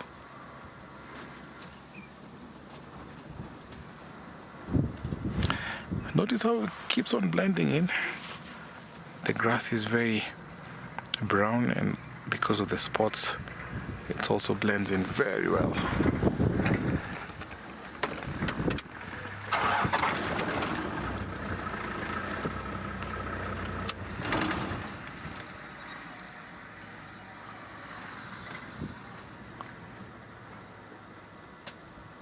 So every movement around here is watched and also very keenly listened to. Look at that.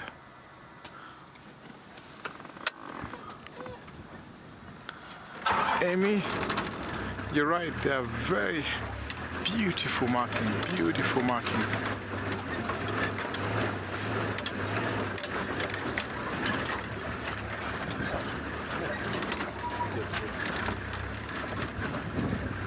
Trying to communicate with Big James because we want to keep you in sight.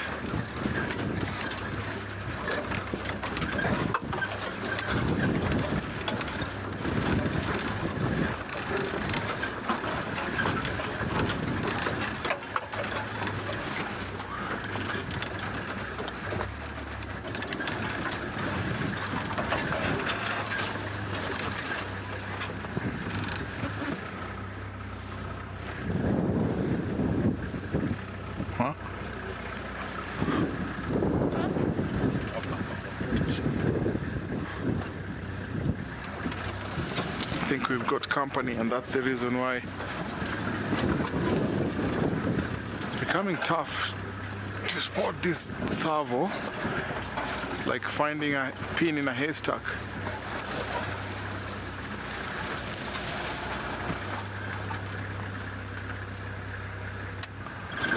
Talk about birds. So servos also hunt for birds. And let's see what David has as we're trying to look for our servo, who seems to...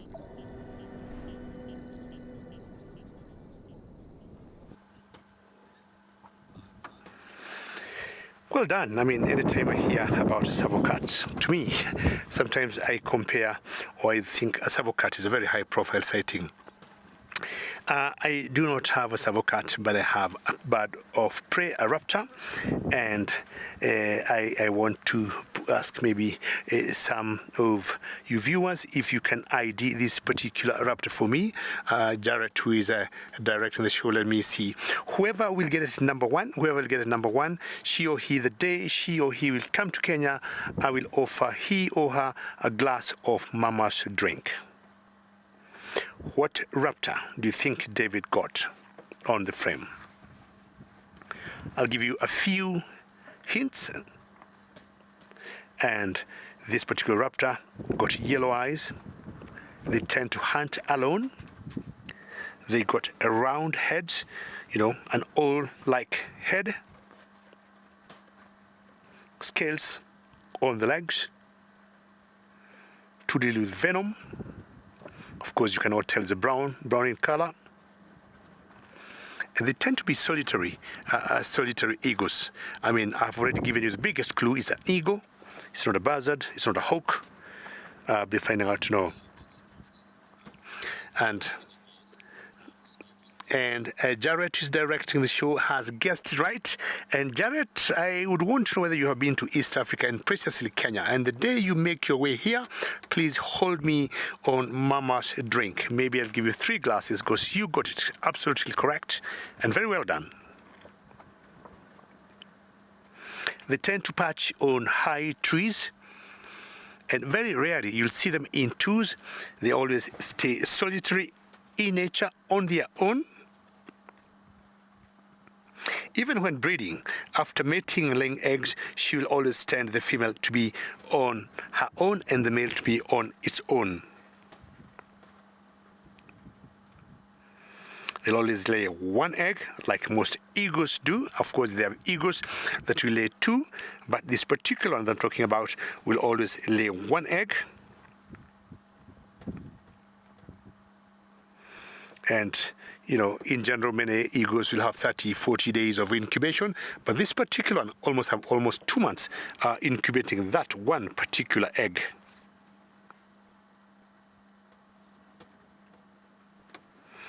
And the final clue, as much as, you know, I said she is an eagle, there are also many times we say she is not actually a true eagle.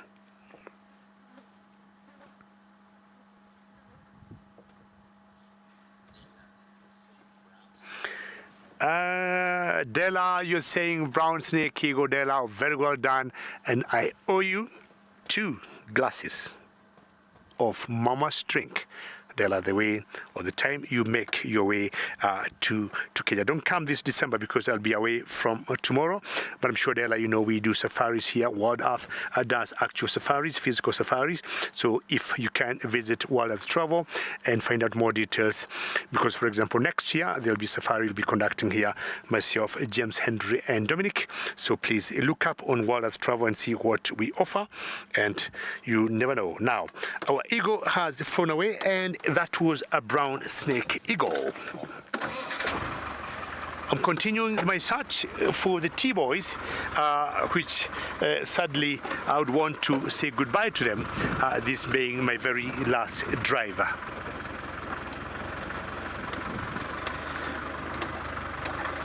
So what I did, I crossed the other side of the Bila Shakalaga, because when I left in the morning, I looked there earlier, me and Mufasa on camera. We didn't see them, and we thought possibly they might have crossed on this other side, and they're getting a bit of sunshine. In the morning, they never came out. It was very, very windy, and I think the wind made them stay stuck in the thickets. I would feel very, very happy to see them as Kaleo just showed up, and seeing Kaleo with one of the cabs circling, that was a very good patting shot, or that was a very good signature to tell me, David, Gigi, adios, and hasta la vista. Nos vemos el año que viene. That in my mother tongue is see you next year. So this is one area I would imagine the T-boys could have come. And for those of you who could be joining me now and wondering what I'm talking about, when I say the T-boys, I'm talking of what I used to call the Topi boys, and I baptized them, and I started calling them the T-boys. My search continues.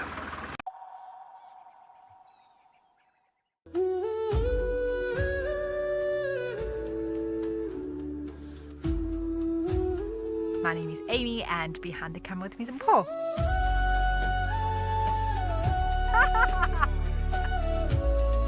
And I mean, to be able to share it with all of you. Fingers crossed, and I'll make sure I wear my lucky leopard socks as well.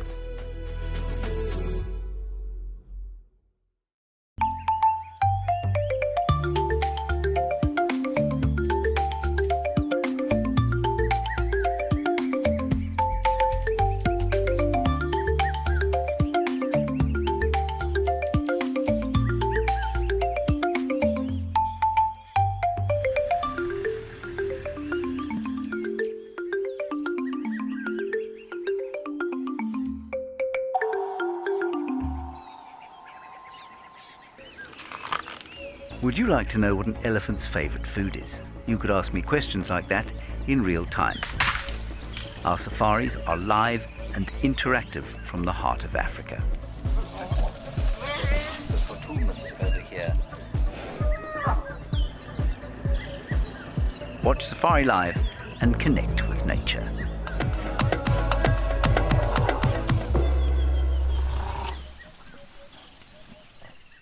Join our expert guides at dawn for a live, immersive safari as the bush comes to life. Found ourselves a chameleon, and look how he's changed color. Every sunrise brings new discoveries. Pound for pound, a leopard is one of the strongest cats around. Ask questions, share your thoughts, and connect with nature live and in real time. Great excitement, great happiness. Start your day with adventure. Can you hear that?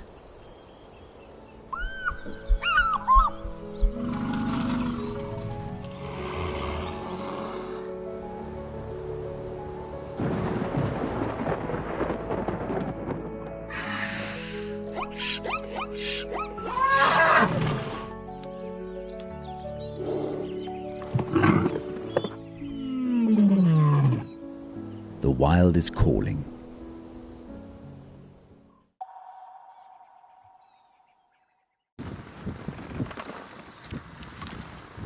There's servos are solitary, and that's why we get to see them hunting alone. So the only occasion where you can find one in pair is either mother with a kitten or mother with 2 kittens, 3 kittens, or a mating pair. But I've never seen a mating pair of servo. It'd be nice to see one time, one day. But they're solitary, so we always see them alone.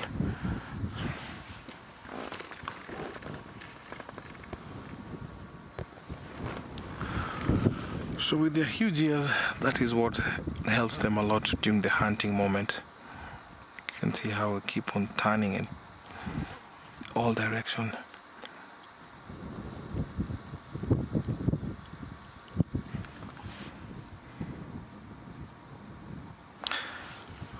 So this is one special cat for me because of all the cats, servos have the longest legs relative to their body size.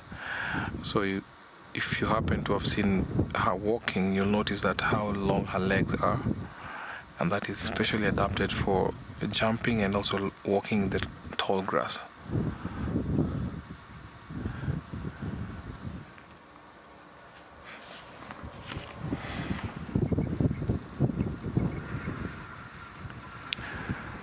I hope to see this servo hunt because it's been long since I've seen one hunting. As I send you over to Amakala to see what the rhinos are doing.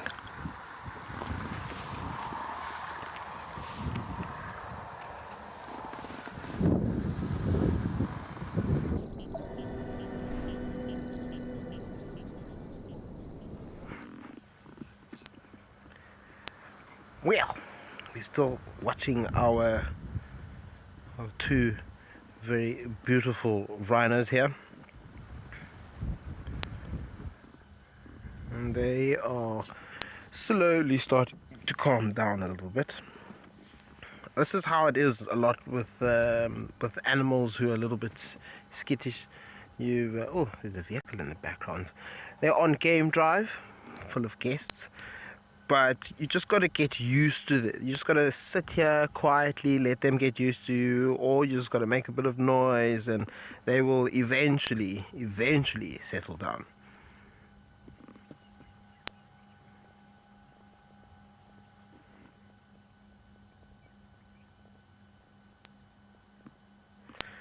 Now, from exploring the wild to planning your future, every journey must start somewhere. Visit invest.alexforbes.com to plan your investment journey today. Now, a female white rhino is able to start breeding from already the age 4 or 5.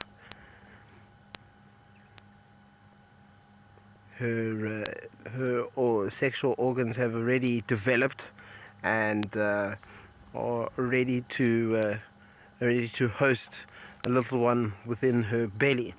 The males, however, they aren't ready just as yet to start breeding.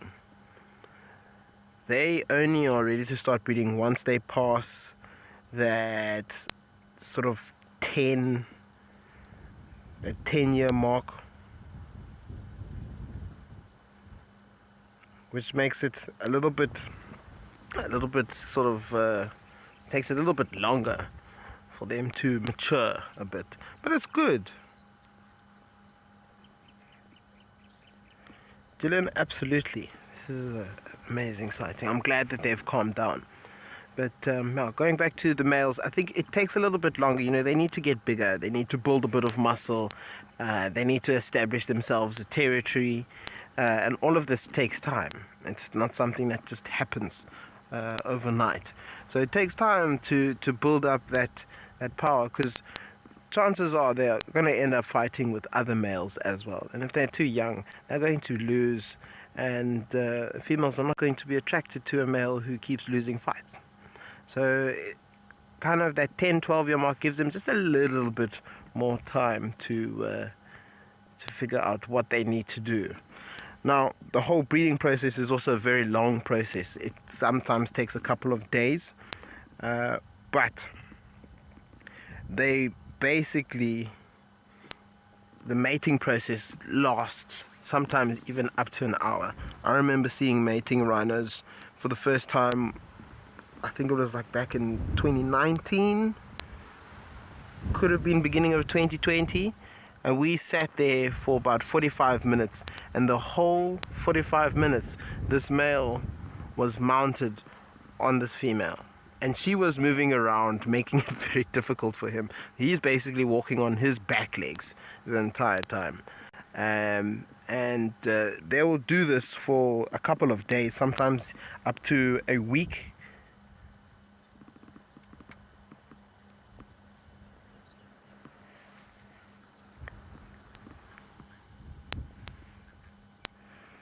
Katlego, newborn rhino weighs about the weight of a bag of cement, so about 50 kilograms, 50 to 70, more or less in between there.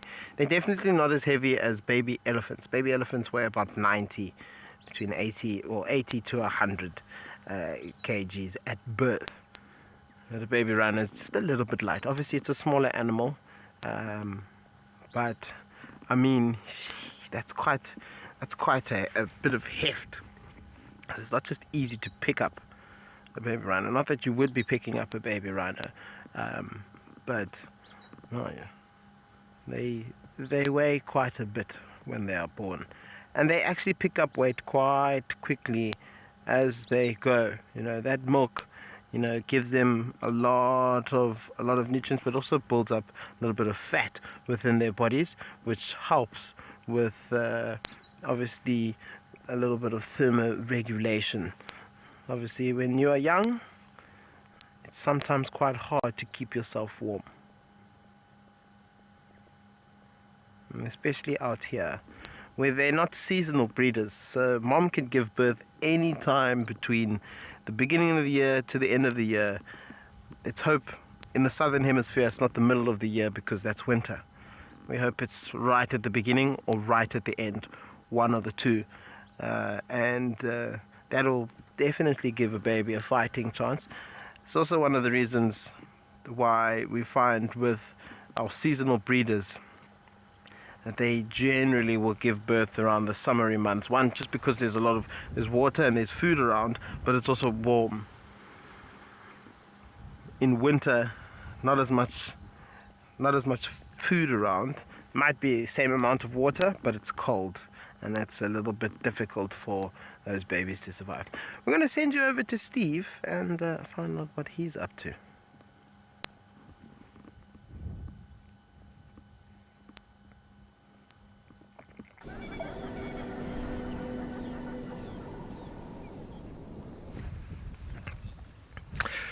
Well, thanks, Eric. Well, we found tracks of where the buffalo herd have crossed, and they're heading directly south. And on this junction, we found, well, let me put it blankly, some lion vomit.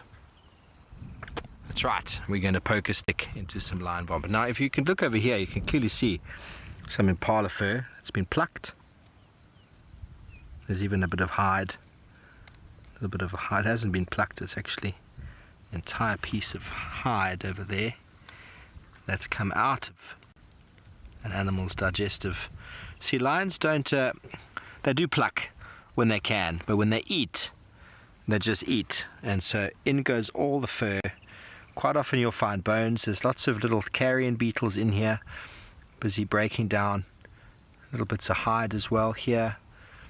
Things that aren't digestible gets caught up in the lion's digestive system or in their stomach, and then they vomit it out. So this is a very classic example, and it's been worked through. You can actually clearly see how it's been worked through quite nicely. All the fur has been moved aside.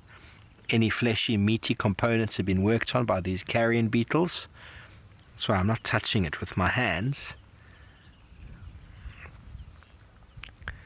Gavin here, it's a keratin. It's quite difficult to break down. You know, nothing really digested. Hyenas seem to, though. It goes in and everything just vanishes. A crocodile and a hyena, they seem to just...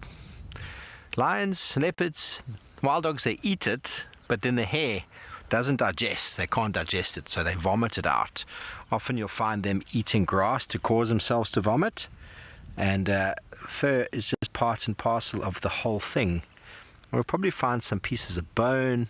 Haven't found any bone yet, but there's bits of probably some hide. I'm not actually sure what they are. But lots and lots of fur, very likely an impala, might even have been a nyala with all of this. But we found where the lion tracks moved, and they've headed back towards where, as we thought, where the buffalo were headed, but we've only got buffalo tracks to work with now, so we're going to find them while we send you over to David and his elephants.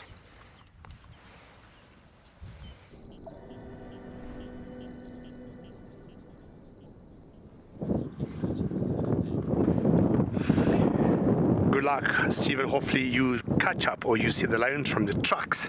Now, I have been searching for the toppy boys, for my T-boys rather, nothing doing. What I've seen instead are elephants, and these elephants are in the Bila Shakalaga, where those boys are still glued in. Not sure why they do not want to come out. But I was imagining if they're anywhere near here, because this is the last I saw Kyungos this morning.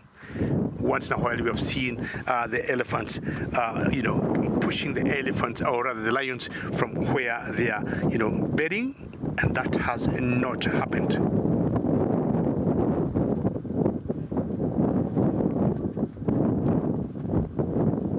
But still very convinced they are in here somewhere.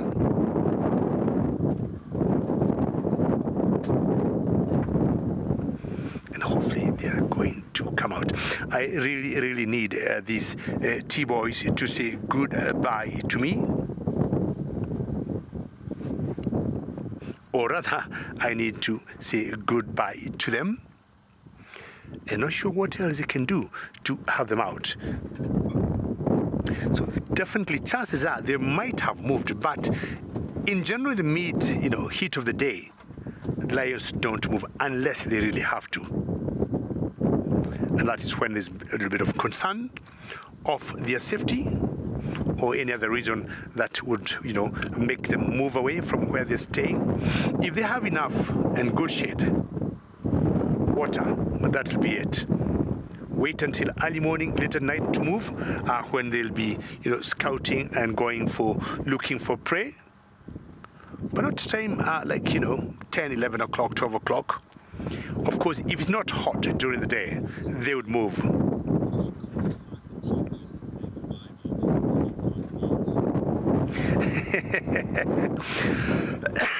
Jerry, I do not want to say, but I really like your comment. It's either T-boys or no going home. Mufasa, did you hear that? So, Jerry, I got work to do.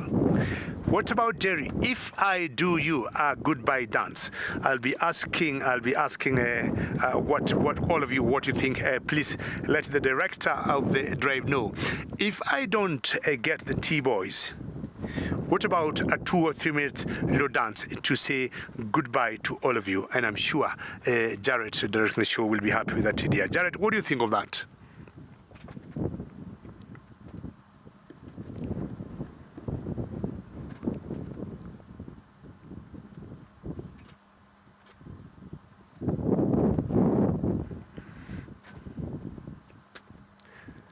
Jared is agreeable and he thinks it could be a good idea. If I don't get any one member of the T-boys, do a small little dance, and that will cover for not having caught the T-boys on my very last drive.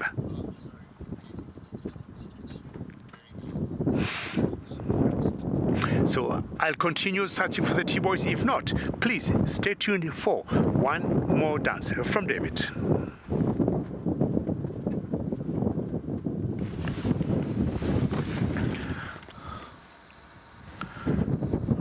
I bet David should come to this side to see our Black Rock youngsters. So these are the youngsters that missed out on a hunt this morning, and he was the one that tried to swing on that buffalo, and in the background I can see the rest. So in total the sub-adults from the Black Rock Pride are seven in number, and I can see in the background I can see more. While some are laying flat, there's one that is up just watching us. So this particular spot is where we normally see buffaloes during the day and in the morning. And this is the oasis. This is what I was talking about earlier in the morning, where the buffaloes will come for a mud wallow, where they'll come for the fresh grass here, very soft because there's plenty of water. And also back where those lions are is the Makari stream. So this is where they'll come for water on a regular basis. So this morning, on the morning show, we saw them fighting. So there's a push between the buffaloes and these lions. These youngsters are still determined, because you can tell hanging around here, they're waiting patiently for animals coming to drink at night, because buffaloes will also come to drink at night. Zebras will do the same. Hartebeests will do the same. So they'll take advantage of anyone who's coming to drink. So during the dry season, we tend to see animals coming for water. And because of that, lions have known, they're super smart, they're super intelligent, they've known that these are the best places to lay for an ambush, to wait.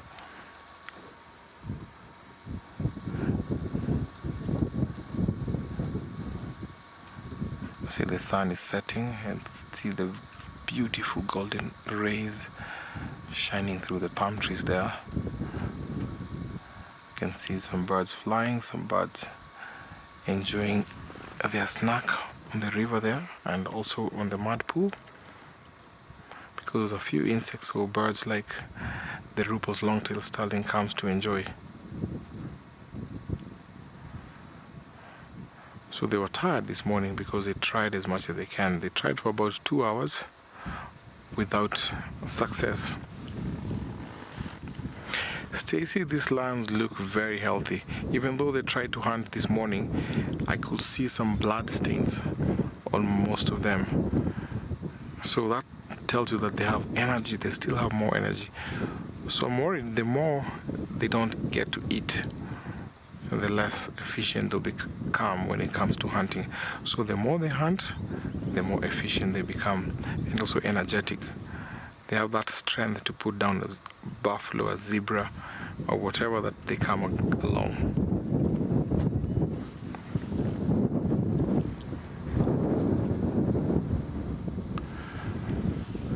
It's almost wake up time, and it's becoming cold right at that spot.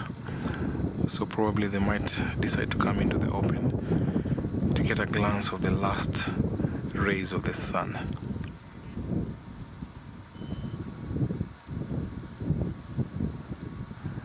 I can see a long claw right.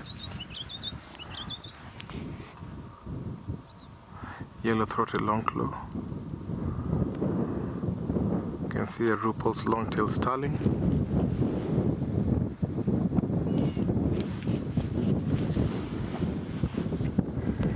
Amber, the availability of food, disturbance, and those are some of the factors that determines where lions will spend their time, and also if they have cubs. So for instance, the lionesses with the cub, the factor that determines where they'll stay is a secure spot where they can go and hide their cubs when they go out for a hunt and when they're hanging around. So another thing is availability of food. So water source like this should be guarded at all cost, because these are the prime areas where other intruders will come and secure and claim to be there. So all the time they have to guard this particular spot, because we call these the core areas of the pride. So when food is not available, they have permanent spots where they come always to visit. So they move along with prey, be it buffalo, be it zebra, so they'll be moving around with them around their territory. So these particular spots should be guarded. And these are one of the particular things that they have to check: availability of food, security. Are they anywhere close to the border where they can meet up with the rival males? No. So they have to check for that: security, food, and safety.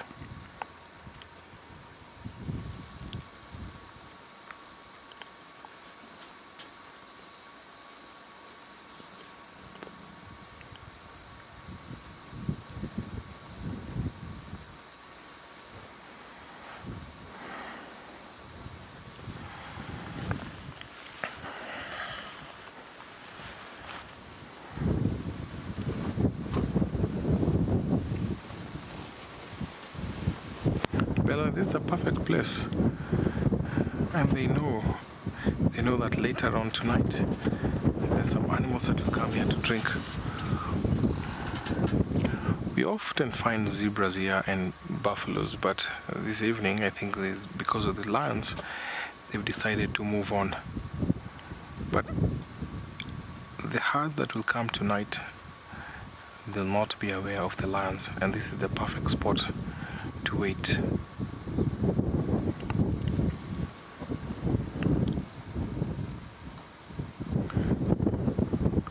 So the wind is bringing in cold air there, so it's getting a little bit chilly. So they might decide to come into the open for a bit of warmth. And every once in a while they have to keep on looking to see if there's someone who's coming to visit the water hole.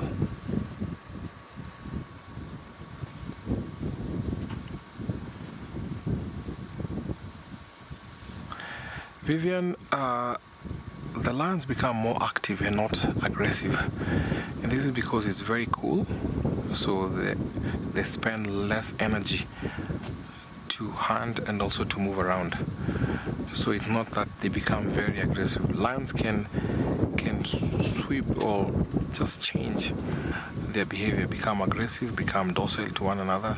So it doesn't mean that because at night they become very aggressive. It's because it's very active at that time, because it's very cool, and also they have that ability to see better. Because lions have a membrane between the cornea and the retina called the septum lucidum, which is able to bounce back light and get as little light even from the reflection of the stars. And that's the reason why they have that ability to move around at night and also to hunt at night.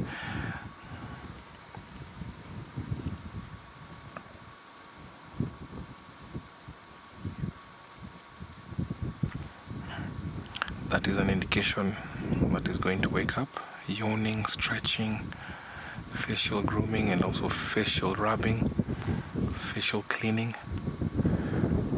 That is what we tell when you watch lions before they decide to make a move, before they decide to come into the open.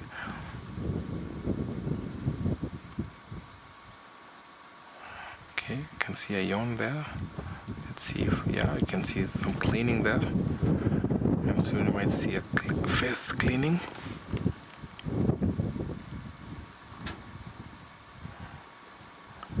And then sometime they'll move from that particular spot and move a little bit further, where they'll go and urinate or defecate, and then move into the open for some sun.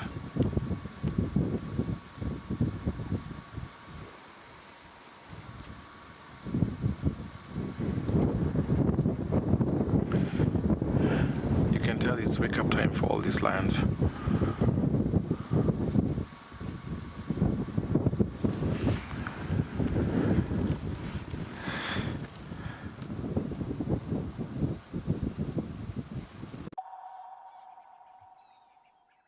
Wild Earth Travel has a green season special just for South Africans.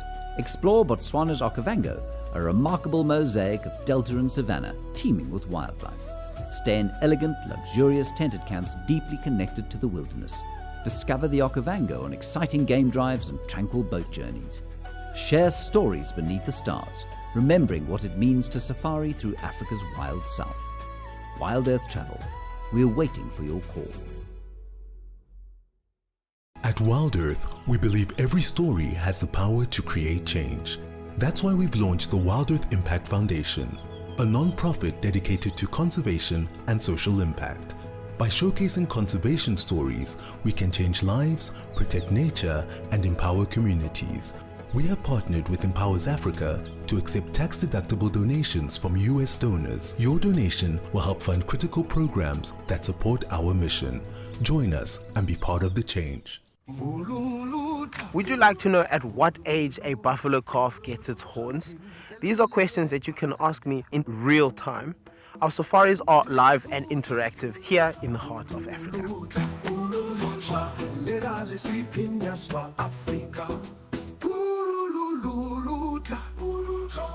Join me on SafariLIVE and connect with nature.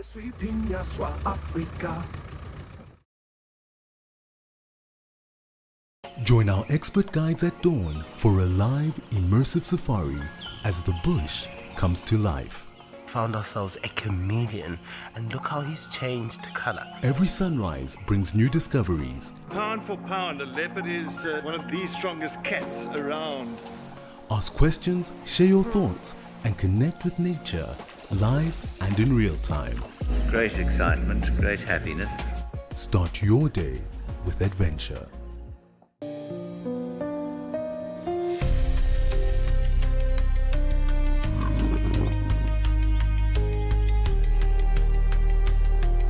We are here with a male leopard.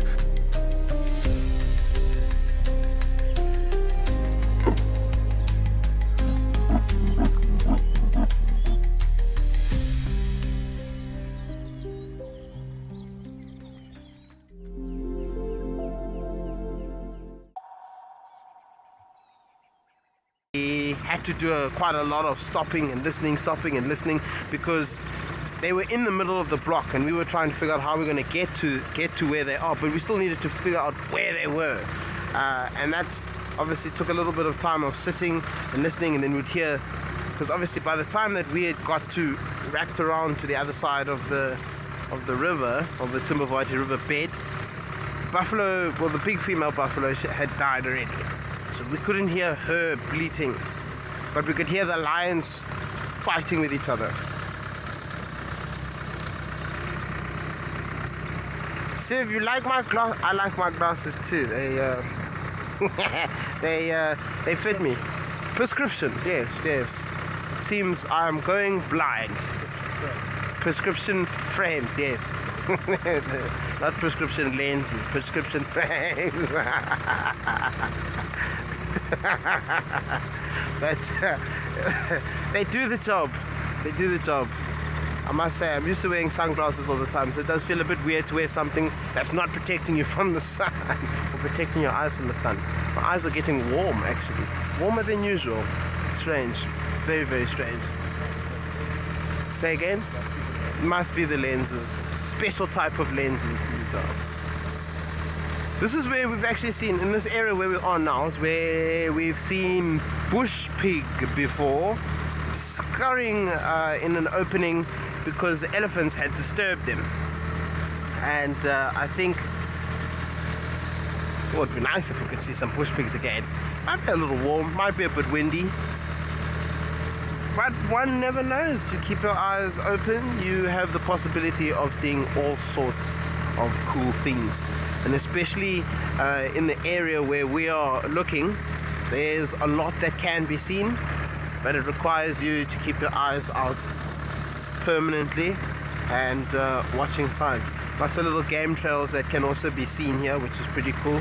And also along the game trails you'll find tracks for particular animals that you might be interested in looking at, or just interesting tracks in general. I think tracking is also it's a very, very important aspect of being out here. You might not be able to find the animal, but you know where the animal is. But we're sending you over to Steve, who's on the search for some felines.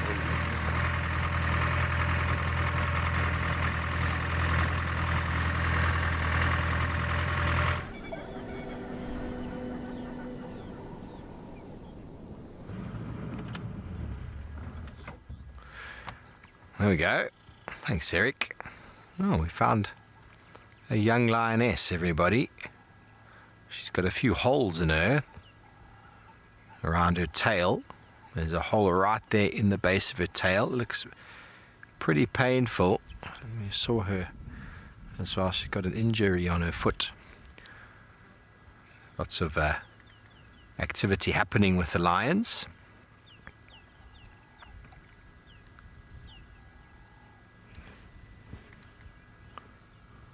Well, we tracked and we found. We're happy. We haven't found the buffalo. They've gone off a little bit more to the left. But we'll see if we can pick up on them. There's more lions in the area, we're certain. But the pride is fragmented. A few times we found small groups together. The tracks we were following from this morning were definitely of more than 5 individuals. It becomes difficult to tell once they get the tracks when there's more than 4. Hard to say if it's 5, 6, 7, 8 or 9.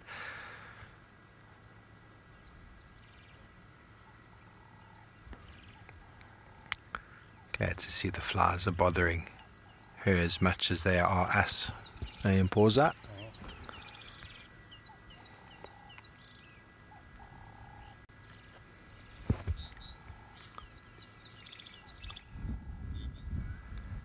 Amy, some black dam pride time.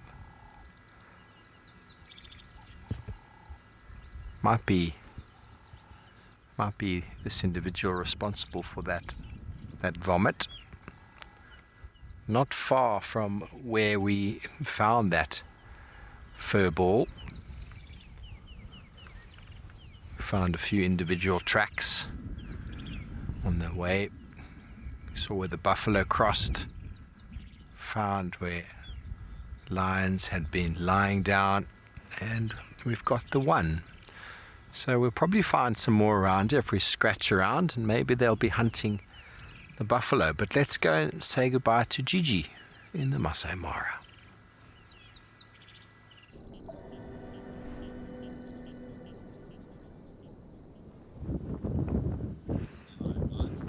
Well, very well done, Steve. After having tracked your lions, finally you have found your lions.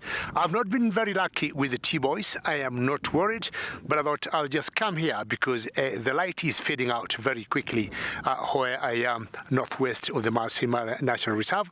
And the main reason of coming here is to thank all of you for all your viewership and all the support you have been giving me for the last 3 months, for all your questions under the comments. You've been saying so many good things together. I mean, I'll miss you all, but hopefully I'm looking to coming back next year, 2026. And I'm sure you know we are doing a safari with James, Henry and Dominic next February. And the last I checked, there was only 1 spot left. So if you can, please book that spot and you'll come and enjoy what I've been showing you for the last 3 months. So I'm very, very grateful for having you on board. And just to let you know, Kenya grows a lot of flowers. And I'm talking about lilies. We do a lot of roses, and we also do a lot of carnations. Most of our flowers, we export them to the US, Middle East, and to Europe. In average, Kenya exports about 5,000 tons of flowers every week. 5,000 tons of flowers every week. The lilies that I talked about, the carnations, and roses, and many other varieties. Now, the flower industry earns Kenya about $1 billion US every year. And Heidi, very many thanks. Always wonderful to hear your name, and you're saying thank you for my passion. Now, talking about flowers, we also tend to see so many lily flowers out here in the Masai Mara, and there's one particular one that we call the fireball lily or the blood lily. And I thought, as a present to all of you, I am going to give you a present of that flower that we call the fireball lily or the blood lily. And to all of you, I want to give you a small little present of this particular flower that we call the fireball lily or the blood lily. And to all of you wonderful viewers of World Earth, this is going to be a gift, and I'm taking it here and I'm sending it to you. Very, very many thanks, and to all of you, Merry Christmas and Happy New Year as we take you southeast of the Mara to Tim.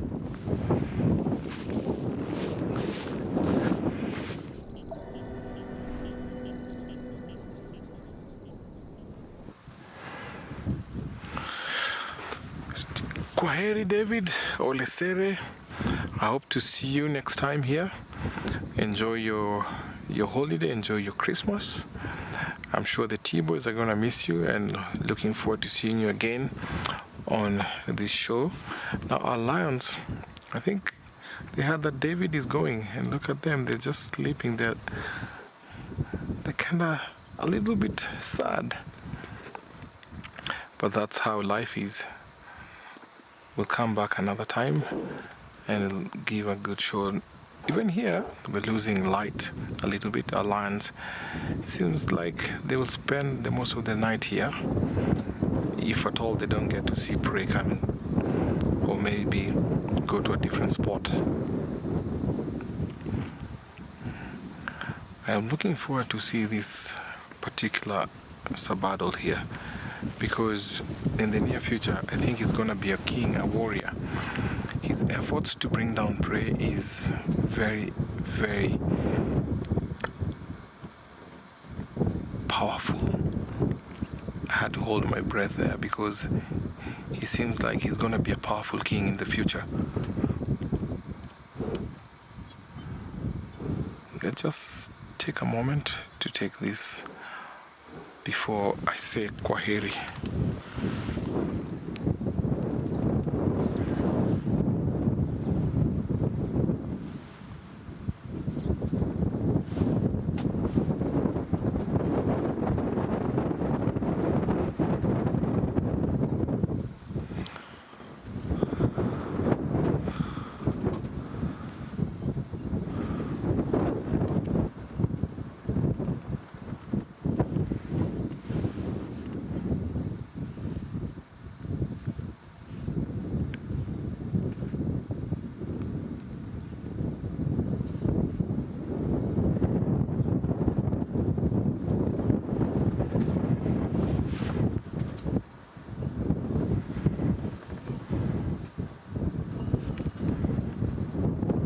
Lily, I'm glad you enjoyed the show, and it was really a good time here, spending time with these lions, elephants, buffalo, giraffe, and all the species that we've been able to see live on the show.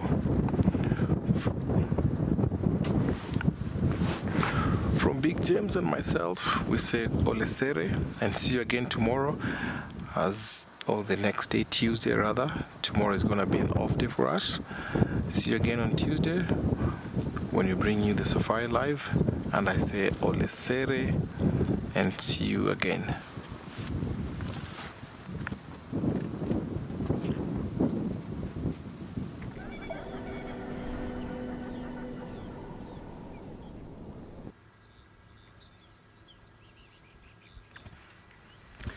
Well, Tim, David, enjoy yourselves. We'll see you next time. Gigi, enjoy your break. Just a little angle here with our young lioness.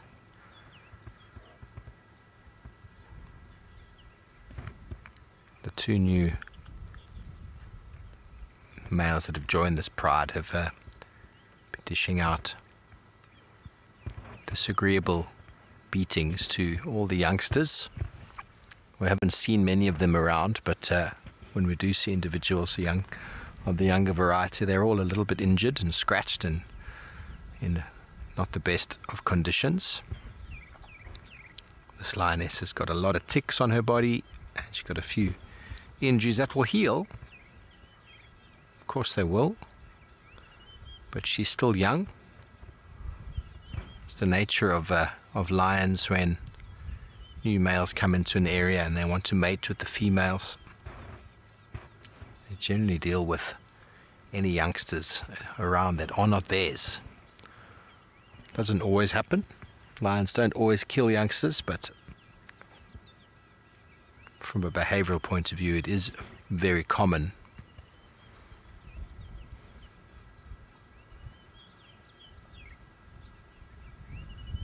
We found her and another young male the other day off on their own, probably in the same area, not far from here.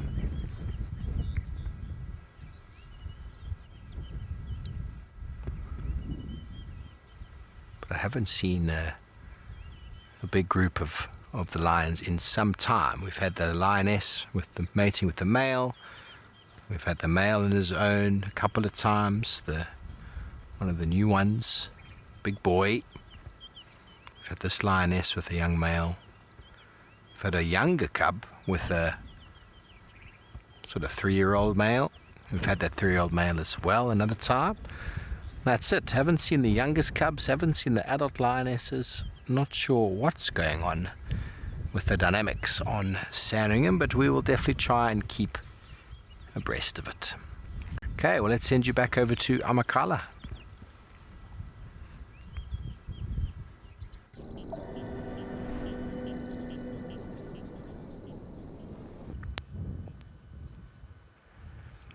Well, we have a beautiful white flower here, which I don't actually know. I've never seen this little flower in Amakala before, unless I have and just haven't been paying attention. But I do like the wildflowers. So when I saw this guy, at first I was like, what on earth are you? And at first, just because of the shape of the flower, I thought it was a bobiyanki, which is a flower that we find mostly in the Western Cape, and it's got some really cool leaves. But then when I saw that little leaf structure, how it curls around the stem of the plant, it then reminded me of a plant called the ukukamakranka, which is a rather interesting looking plant. Although this plant opens its petals out wide and flat, but no, it's rather unknown, but it's a very cool looking flower, and I'm sure the bees do love it. It's got a lot of pollen inside. Unfortunately, the wind is not being the best for us. Now, I've noticed there are a lot of them around at the moment. It could have been the rain that's brought them out and the fact that we're going into warmer temperatures. But there are some that have died already, where it's just the stem and the leaf, but no longer a flower, which is it's pretty unfortunate. Now, the other thing about some of the kukumakrankas is that their stems are not as long as this one.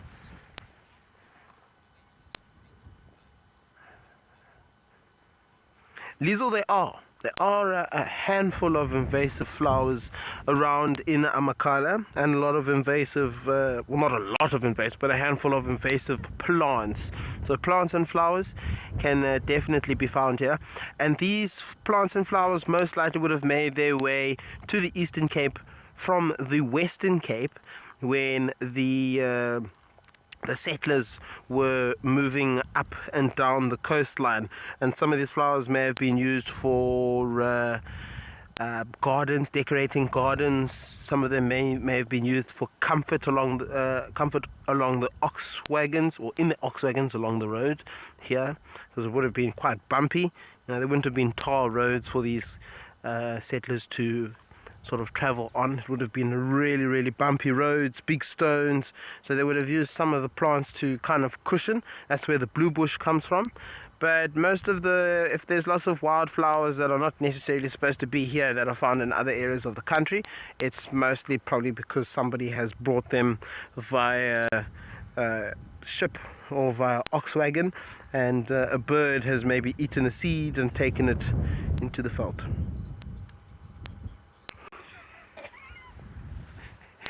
Natalie, absolutely. I think I only saw this flower for the first time because of my new glasses. So I think the glasses will stay. It's always been here. You've just never seen them. Morgan says they've always been here. I've just never seen them. So maybe it is the glasses. The glasses are helping me out here. I wonder what else we're going to see that I've driven past that I couldn't see because I did not have the glasses.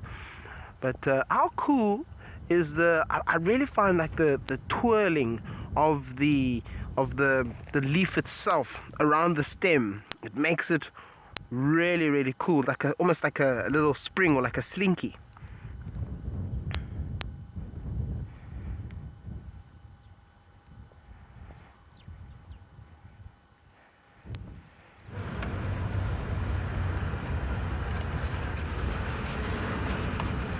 Thanks, Eric.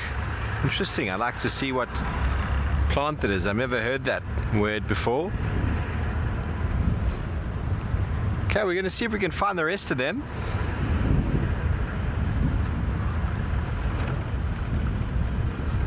Definitely cooled down a lot.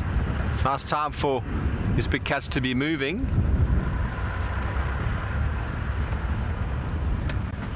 Well, guys, we found a lion. Are you happy? Not the whole pride, but maybe we'll be lucky to find the whole pride at some point.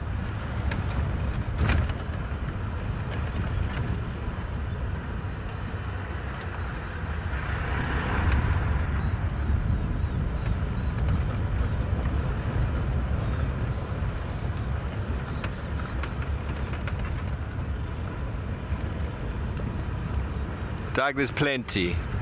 Different lionesses, different ages of youngsters, 3 different ages of youngsters, new males, big pride.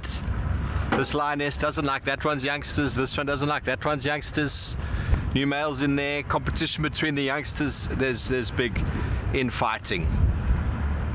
Big infighting, a lot of competition. That's how pride's split. When they have different ages of cubs, they often don't get enough food for their youngsters. The rough housing of the bigger cubs is too much for them. They move off, they hunt on their own, find food for themselves, then throw in the mix the fact that there's 2 new males that have joined the older male and they want to mate. It doesn't bode well for young lions, that's for sure. We generally say a lion needs to get to 16 months to be able to sort of ensure that it will survive. 16 months is sort of the go-to sort of age. Obviously things can happen, but until that stage it's a very slippery slope for any big cat, including leopards. Obviously there's some here we go, there's a nice track. There's some exceptions to the norm. There's a duiker. We've got another track going here for a lioness, an adult. So some exceptions to the rule. I mean, Hosana was a male leopard that hung out in the Sabi Sand area, and he got independent at a year. His mom died. Karula was his mom. Died when he was a year old, and he survived. So it can happen, but we generally say that from 16 months these big cats have made it, so to speak. But there's a lot of factors that can influence that as well.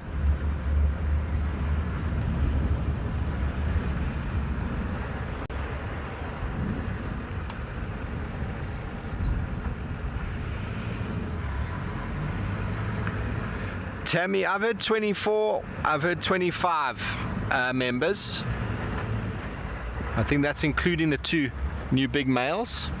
I've never seen them all together. I've counted 19 together without males. 19 on a giraffe kill in June, I think. May or June this year. They ate that in one day. Fully grown giraffe, which is what they did, we think, now as well. Found a giraffe carcass this morning. Whew. It's a difficult time to track. We're just going to go and check the water here.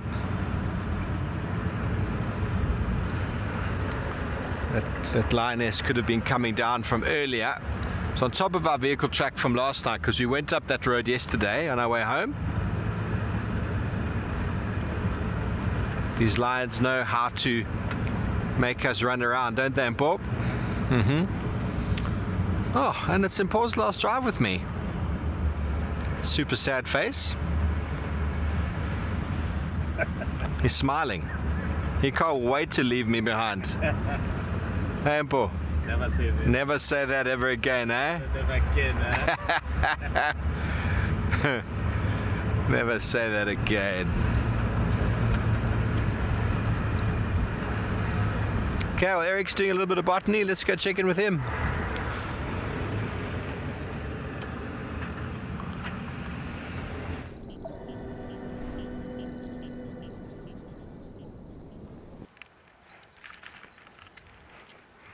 Well, we're here with another plant, and this was one sort of an extension of our sighting that we had this morning, which we didn't get to finish. But basically what we have here is a sour fig. Now the sour fig, it produces a beautiful fruit, and this fruit has already been munched on, it would seem. But before the fruit comes a flower, purple little flower, not little actually, it's a pretty big flower. It's sort of will take up all the space in the palm of your hand. There are no flowers here, unfortunately. And after the flower then comes the fruit, which animals love. The monkeys, baboons, the springbuck, the impala, red hartebeest, the zebra, and a whole handful of others will be there quickly. It is edible for us. The fruit is actually good and can help with any problems you have within your stomach. So if you have digestion issues, that can help. If you are constipated, it can help. They make a couple of jams and syrups from the fruit itself, and those jams and syrups can also be quite nice. Obviously, like I said, you can't have too much of it because it does have some form of basically like laxative properties within it, as do most of, not most of the plants, but a good deal of the plants that we find out here in the wild have that property within them. So you got to be careful about how much you ingest.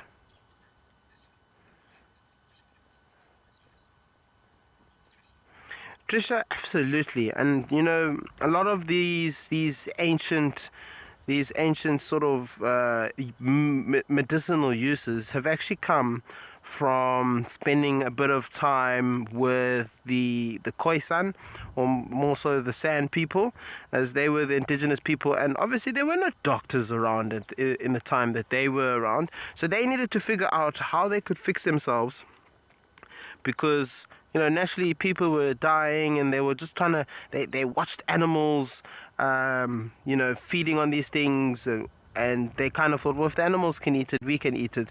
And obviously at some stage, somebody with a sore throat or somebody with stomach issues ate the fruit, or you know, made a juice out of the leaf from this particular plant, and it actually helped them. And so they kind of maybe started investigating more into it. If you have a rash, a bee sting, or any form of cut on your body, if you peel the skin back of the leaf, it's very long succulent leaves, you peel the skin back of the leaf, you can place that over the cut or the rash or whatever is irritating the skin. That can also help with the healing, as it's also got some healing antiseptic, antihistamic properties.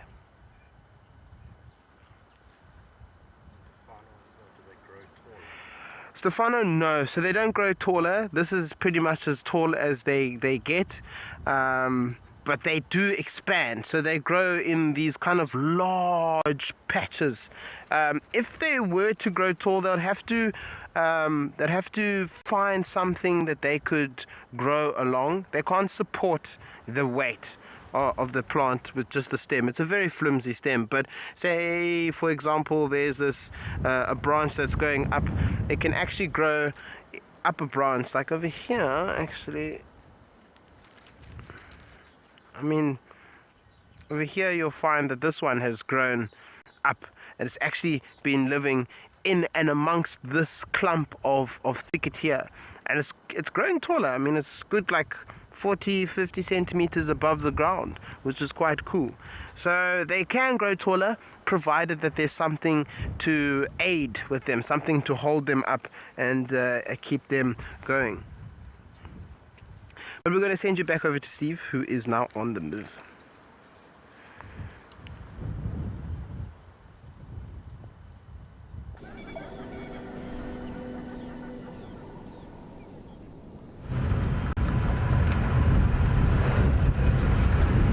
Thanks, Ricky.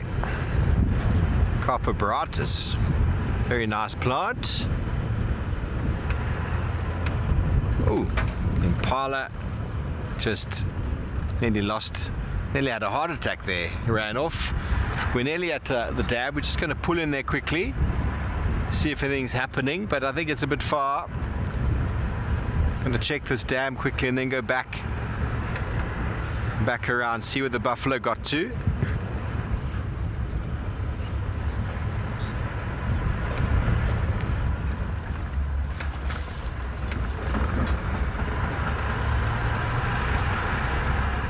Elephants have been moving lots of branches. We might find something having a drink. That would be nice. Watch your heads here.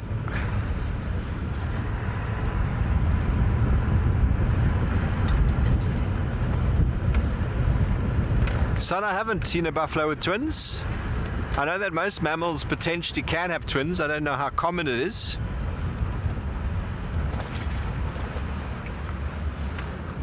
And here is Malawan Dam. Oh, goslings running. Another one's coming. No? No, we're not expecting us to come around the corner there. Sorry, Mama.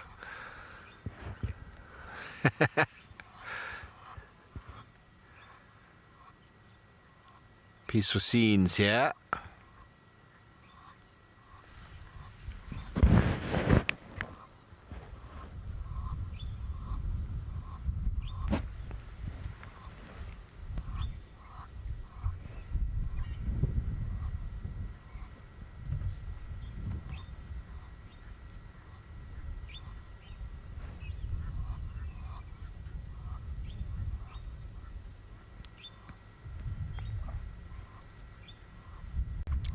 Not being a very warm day, elephants are not as desperate for a drink as normal.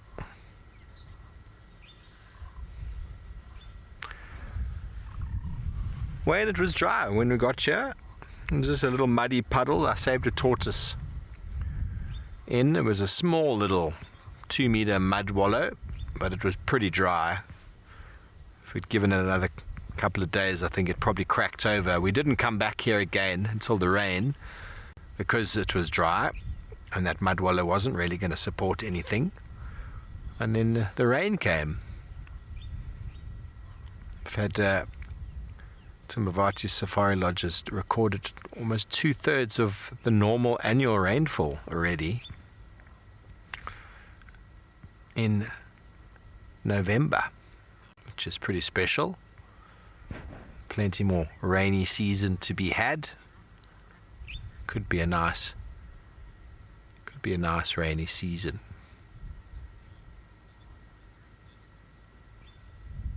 It has, Stephanie. It has changed. The green has bounced back. Life has returned.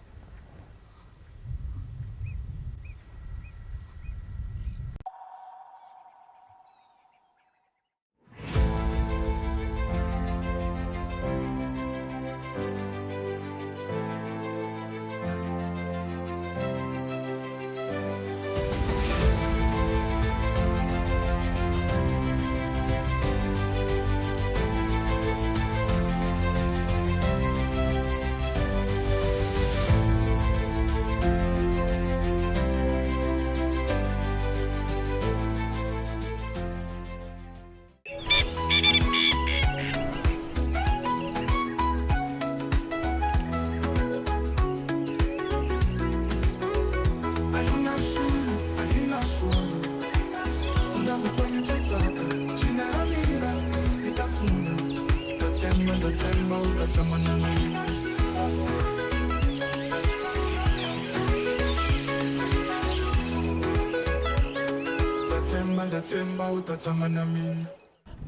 full name is Cedric Leslie Dold. I grew up mostly here in the Lowveld. I grew up here pretty much on the southern side of Kruger National Park, a place called Marlow Park, for most of my years.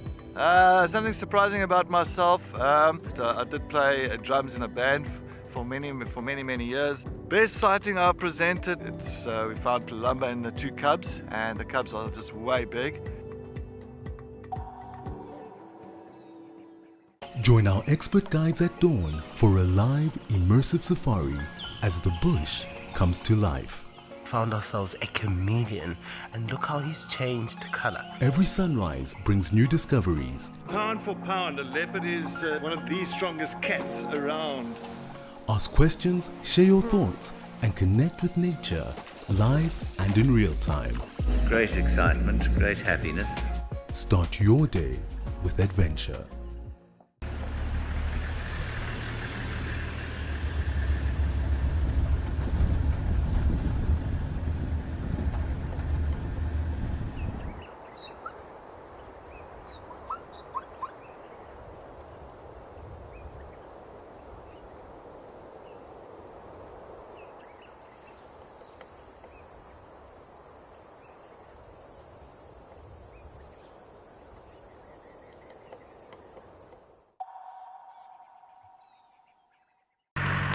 Impala, your Dacre, those are the animals that tend to hang around here. Waterbuck as well.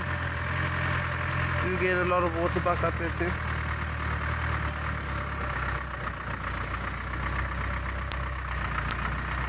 So I think it would be the mountain reedbuck. No, I think the mountain reedbuck's the rarest antelope in Namakala. You don't see them very often. I mean, we were lucky enough to see one this morning, all on its own, but they're also quite skittish. They generally tend to stick to the mountainous areas. That's why they're given the name the mountain reedbuck. And we only also see them in certain areas. Like in the far west, there used to be a big herd of them. And then on Tigerfontein, there are a couple. We've seen them over the course of last year and a little bit this year. And then in the basin, there used to be an area where we used to see them quite often, quite almost on the far southeastern border. There's a big slope, massive slope that we've seen them sort of squealing or whistling from when there's been lions down at the bottom. But I haven't seen them there in years. Now this is quite nice. It's a little bit elevated so we can see quite far, but it's also still in amongst the bushes. And it's a place definitely where, cross fingers, we might be able to find something. No, the elephants love this area. Lots of nice plants to eat here, nice trees.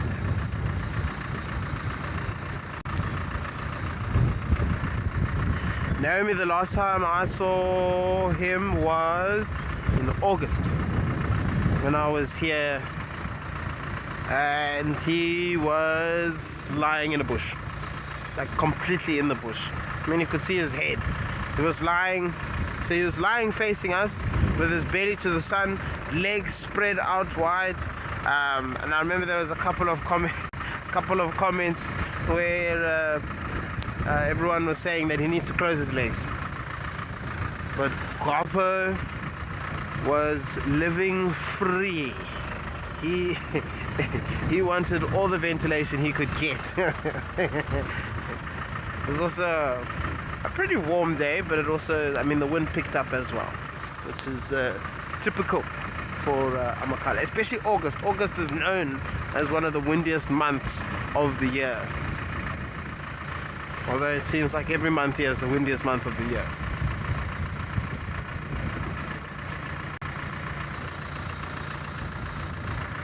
This is usually, if the elephants are here, they usually cross over here and go up there. There's a big path going up here, or they come down this path, or they use this road, go up the path, they use this, go to this side.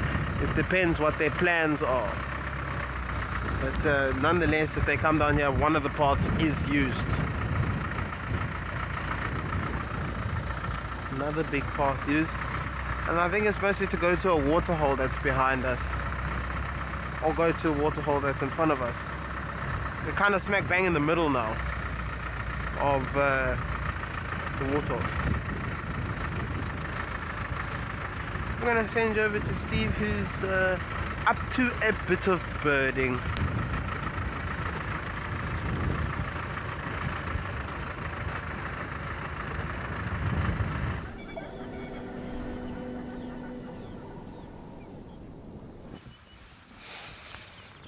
Well, everything's quietened down. Always a good time to bird. This open area here, that tree line is the tree line that comes from Malawan Dam, following the river all the way down to the Timavati River eventually, one of the 4 rivers snaking their way through the Pasanwari, the Daopi, the Malawan and the Timavati, all 4 of them bringing enormous amount of life and habitats. This is the general area. We've been hearing the gorgeous bush shrike, but not this afternoon. Followed up on some, if you missed it, we followed up on some vultures this morning and found the remains of a giraffe kill. And by the smell of it, it didn't seem like it was there for very long. That was following up on a hooded vulture, which I find to be very reliable.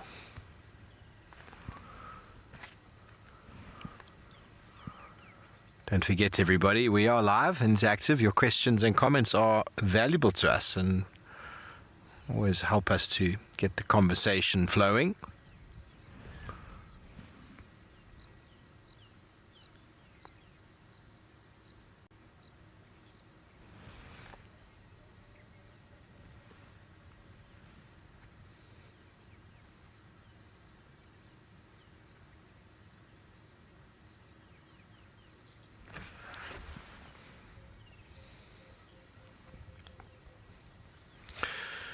Well, Hazel, the Egyptian vulture, I've never seen in South Africa, although it has occurred. I've had the lappet-faced here, the hooded, the whiteback. I haven't yet identified a Cape vulture here, although I'm sure they do occur. And I have seen a white-headed. So out of them, yes, the potential. I mean, the Cape vulture might be amongst them. You've got to really look closely sometimes. Sometimes gets lost in amongst the whitebacks. Look for that yellow eye. They're a lot bigger. But there is the potential, most certainly.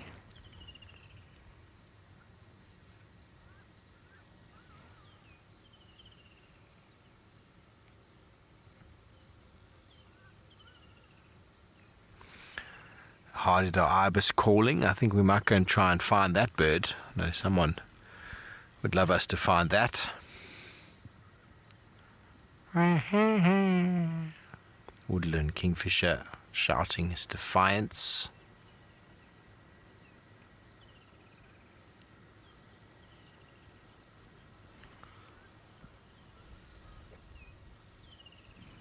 Okay, well, let's carry on down here.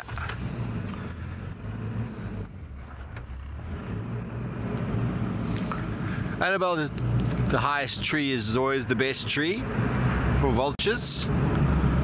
The leafless trees help them to enter and exit the trees without getting tangled.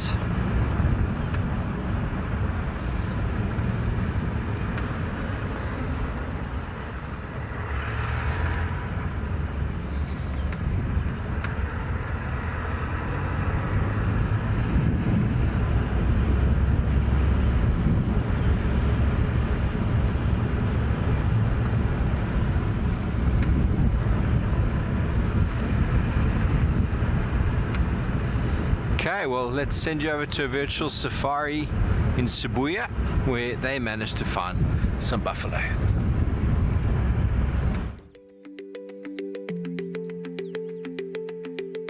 Good morning, everybody. Welcome back to the Sibuya adventure. We're going to be going out this morning, going to explore Sibuya and enjoy the beautiful wildlife that we have in the reserve.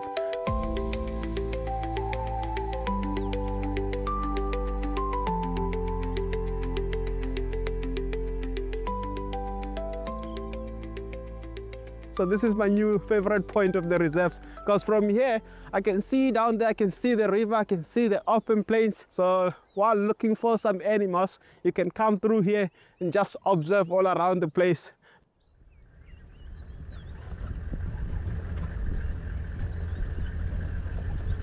All right, everybody, so we managed to drive down all the way where we spotted the buffaloes from a long distance. So they are slowly moving, as you can see right behind them. I see there's a couple of warthogs, and there's that dry tree right over there. So some other times when you look at those trees when you're driving past, you can also get to see some birds of prey. So we do have the common buzzard and the jackal buzzard that likes to utilize trees like this, either dead, dry trees that are just standing in the middle of nowhere. So they like to use them just to perch right over there and just scan through the grass, hunting for rodents and other small mammals that you can find in the grass.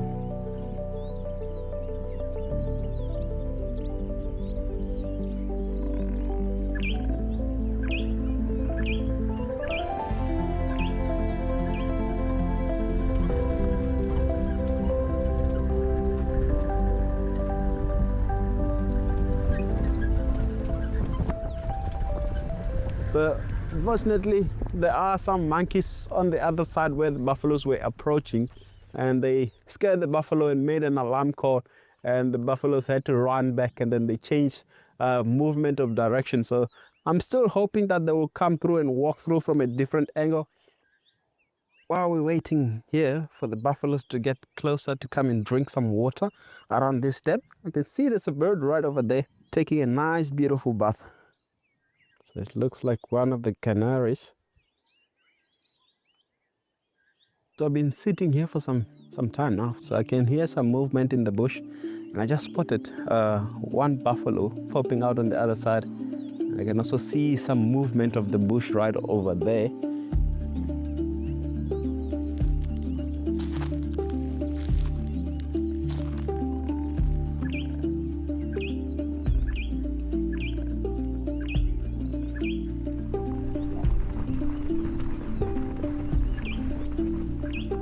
That was a beautiful sighting. So patience does pay off. So finally got to see them walking all the way down out of the bush to come and drink some water. Now they seem to be satisfied. They're moving back into the bush.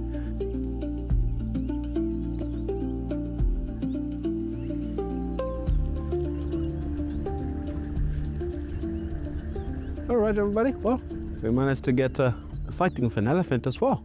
So so far it's a good day. So that's one of the bulls that we have. So that's Zungu. You can see, he can hear me and he just stopped feeding. So it's looking and just listening. So that's normally that's the usual Zungu behavior right over there. So it's almost like he just discovered that I've been here. He's like, what just happened? So he's a little bit shy. So he's also our third oldest bull. So he was born 2002. So he's roughly around 23 years of age.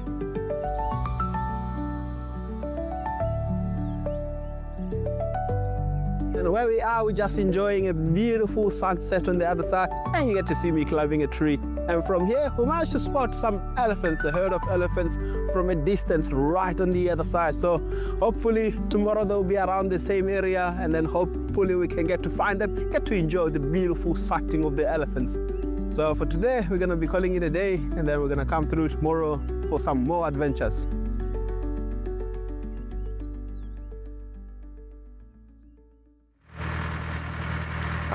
Always nice to hear what Mashudu gets up to down in Sibuya, which is not very far from us actually.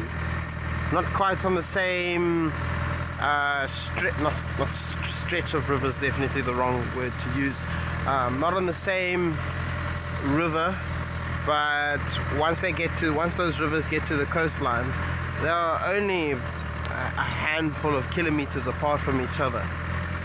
And when they get to the mouth, they're probably 3 to 3.5 kilometers apart from each other. That's the Bushman's mouth and the Kariga River mouth.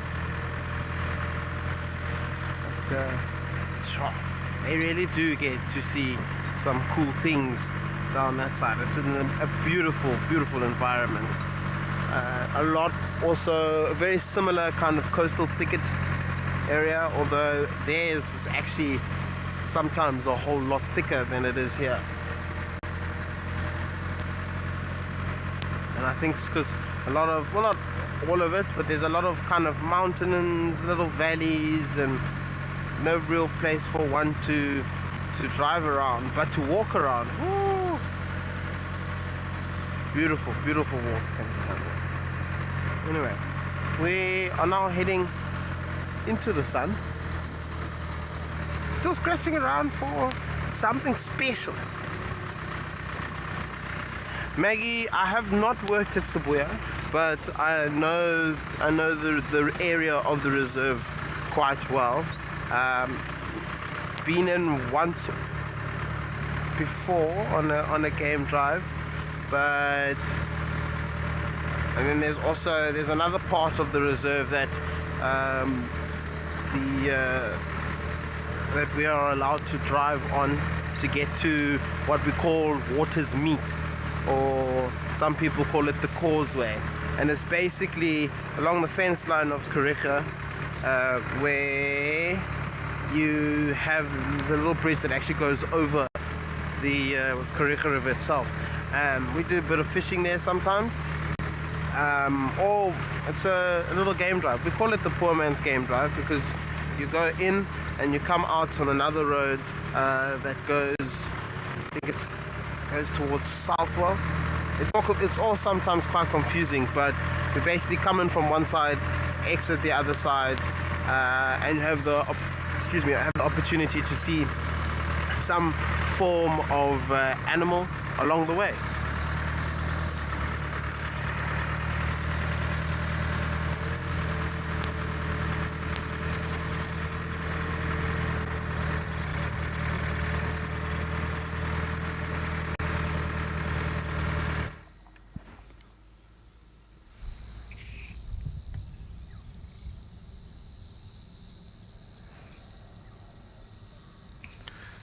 Well, welcome back to a pan running adjacent to the river system we've been following, with a yellow-billed stork. See, churning up the mud with its foot, hoping for an unsuspecting organism to move away from the foot and get clasped in the beak.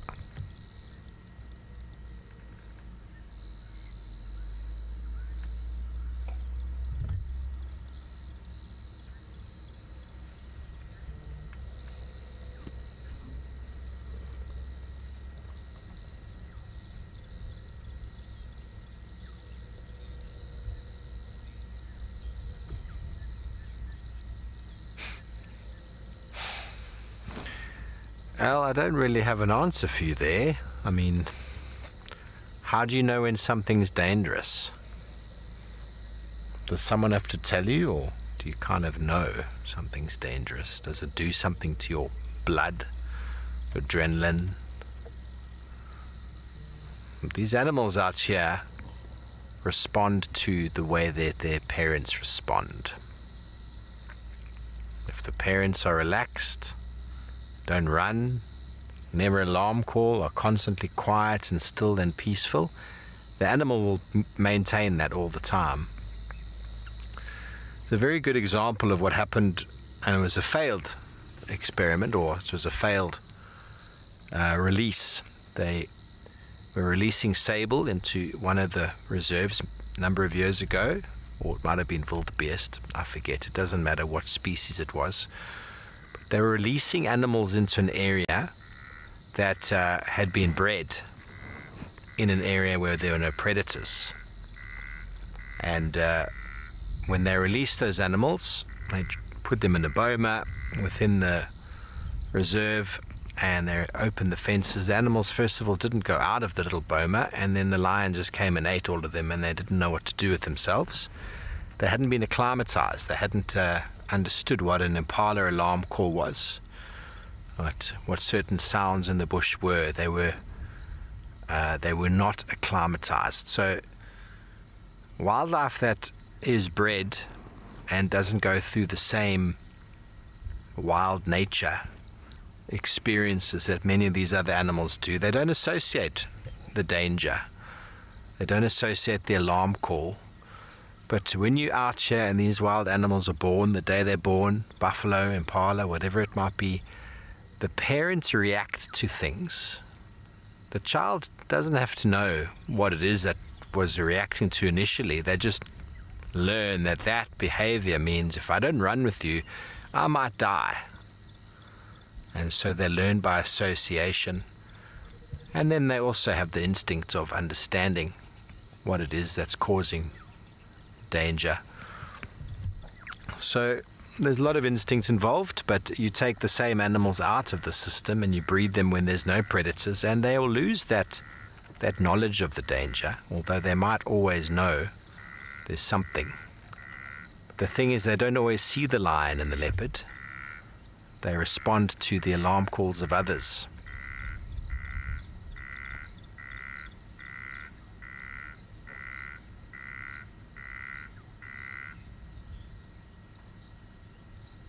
And seeing friends and family being taken down and eaten by predators is also quite a shocking experience, and no doubt will sit for some time.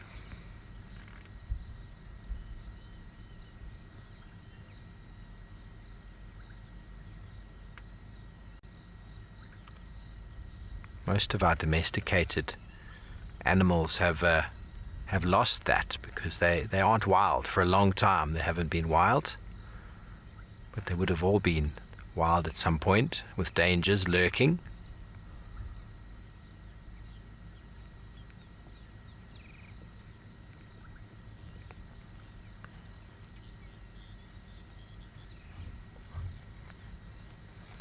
Mandy, you would fear a yellow-billed stork, I suppose, if you were a frog. Yeah.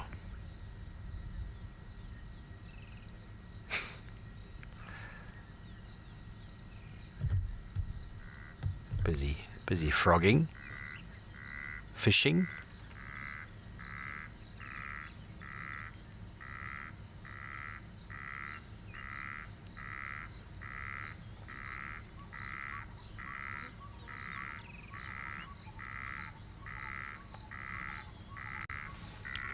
Demi, I haven't. No, I can't say I've come across a bird with a damaged beak.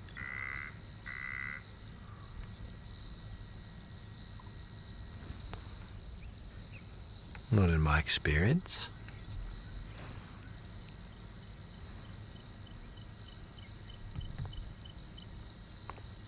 Wonderful behavior of this stork, busy disturbing the substrate, causing whatever it is to potentially move forward towards the waiting beak. Probably not able to see anything, but the beak will snap shut like a trigger.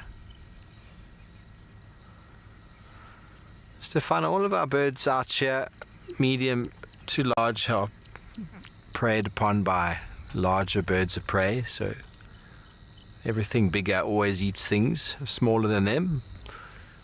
Leopards would, caracal, potentially crocodiles, but many of our medium to large sized birds of prey will take storks.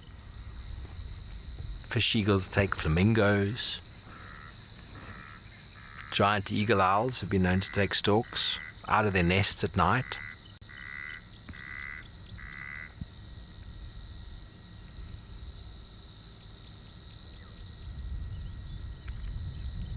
a lot of predators, there's a lot of prey. The food web is a web, it's very, very crisscrossed. There are so many things eating things.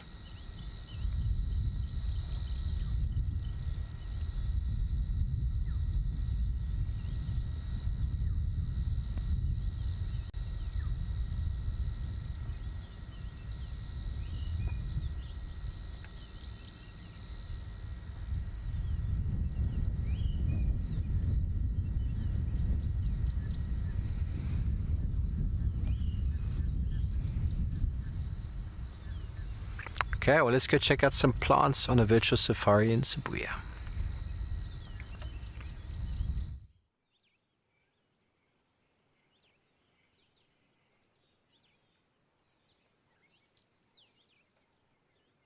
Now, not all plants we're going to be talking about today. We're going to be speaking about medicinal properties. A lot of the plants in these areas is what plants you can have indigenous in your garden that are going to be able to invite insects and birds. And at the moment, some of these plants are going to be starting to flower fairly shortly with big, beautiful, bright red flowers. And the bright red flowers is normally a massive indication that it's going to be attracting your birds. Ah, nature's sugar. Now, this over here, you can see the beautiful sap coming through from this tree. And this one over here, with its white thorns, used to be known as acacia. Sadly, we can no longer call them acacias. This is now a Virchilia Karoo. And this is our sweet thorn, or the Karoo sweet thorn. And these trees produce a lovely, sweet little sap. And if you can have a look here, this is pure glucose, right? If you know glucose, it doesn't really taste that good, but it is packed full of sugar. And we can take a little bit of this, specifically if we're on a long little trip, put it in your mouth, put it on the side of your mouth, and slowly with your saliva, utilize it. And we're going to keep this in our mouth. It's going to add us a little bit of sugar and energy. If you're ever lost out in the bush, just having a little bit of extra sugar, a little bit of energy just to keep you going is very important. Now, there's a group of animals that love this just as much as we do, and those are the bush babies. And the bush babies actually have a specialized comb tooth on their bottom jaw, where they will in fact be able to get the sap coming through from our Virchilia species, and that's going to keep them going. Yes, they love eating insects, but they also like a little bit of the gum coming through from the Virchilia Karoo.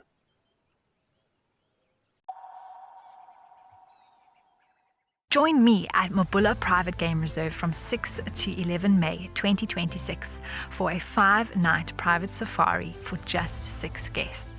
Just incredibly exciting. Enjoy guided walks, take part in rhino conservation efforts, and explore Mabula's beautiful landscapes from open plains to rocky hills, alive with birds, animals, and vibrant plant life. Even a hyena coming into the action as well now. Oh my word! She's stalking the hyena now.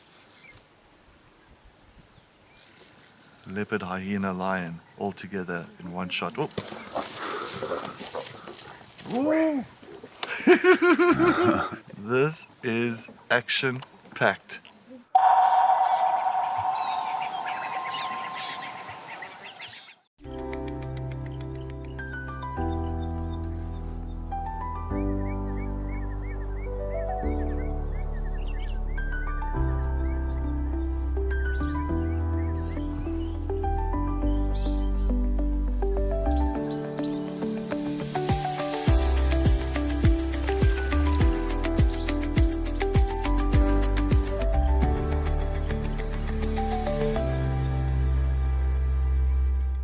Join our expert guides at dawn for a live, immersive safari as the bush comes to life.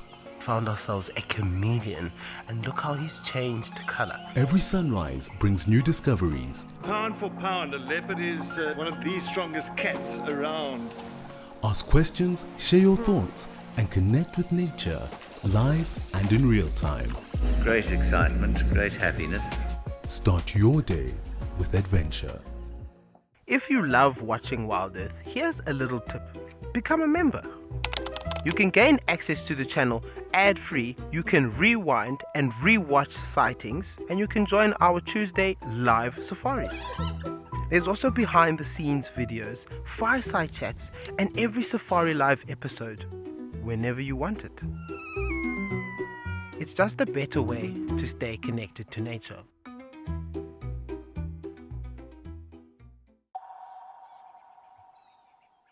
Top of the water. So they're just a few of them making beautiful little patterns here in this fresh little stream that we have here at the base of our forest. There's always interesting things to find if you just take the time and stop and look.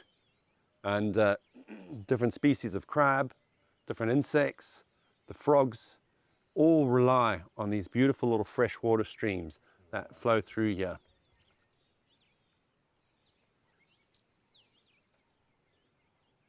So this strange string-like plant over here is in fact a lichen, and a lichen's a mutualistic relationship between an algae and a fungi.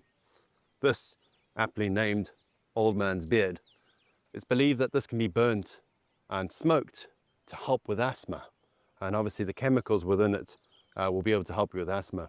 But seeing this plant is a great indication that this area is extremely healthy. These plants are very sensitive to pollutants, so having them out here and growing means that there's very little pollutants in our air. The air is nice and clean and healthy. Really interesting plants. Good to see them around. It's always nice to see these systems doing very well and nice and healthy out here.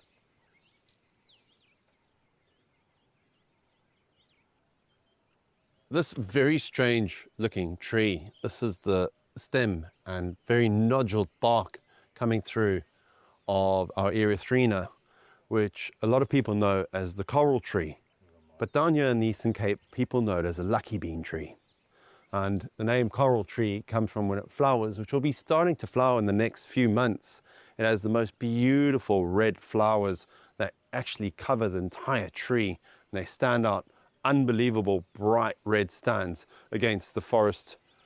But the name lucky bean tree comes from one of these little guys over here.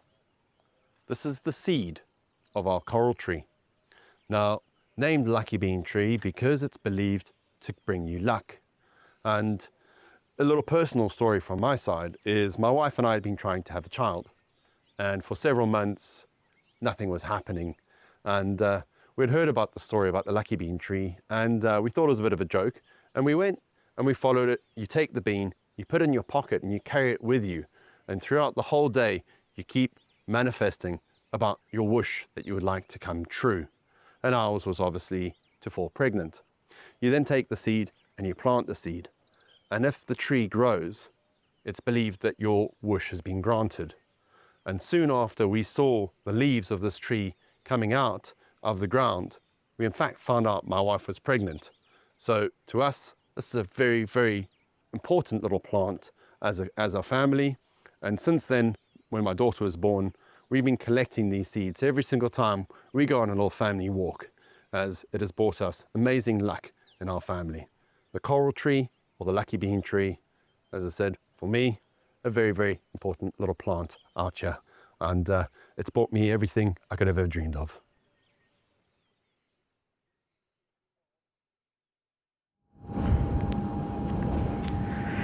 Wow, listen to that, the lucky bean tree, proving that it is lucky in itself.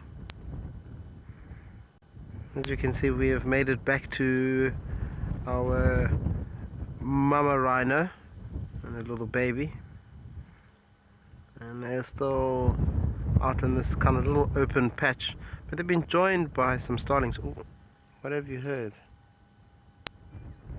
Oh, two blessbuck have joined the chat, and it looks like he wants to chase them.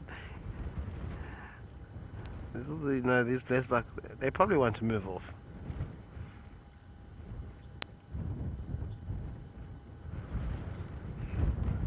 The blessbuck are going to move off. They know that this is probably not the safest place to be. You've got two really large mammals coming at you, and in fact it looked like they were trotting at them at one stage.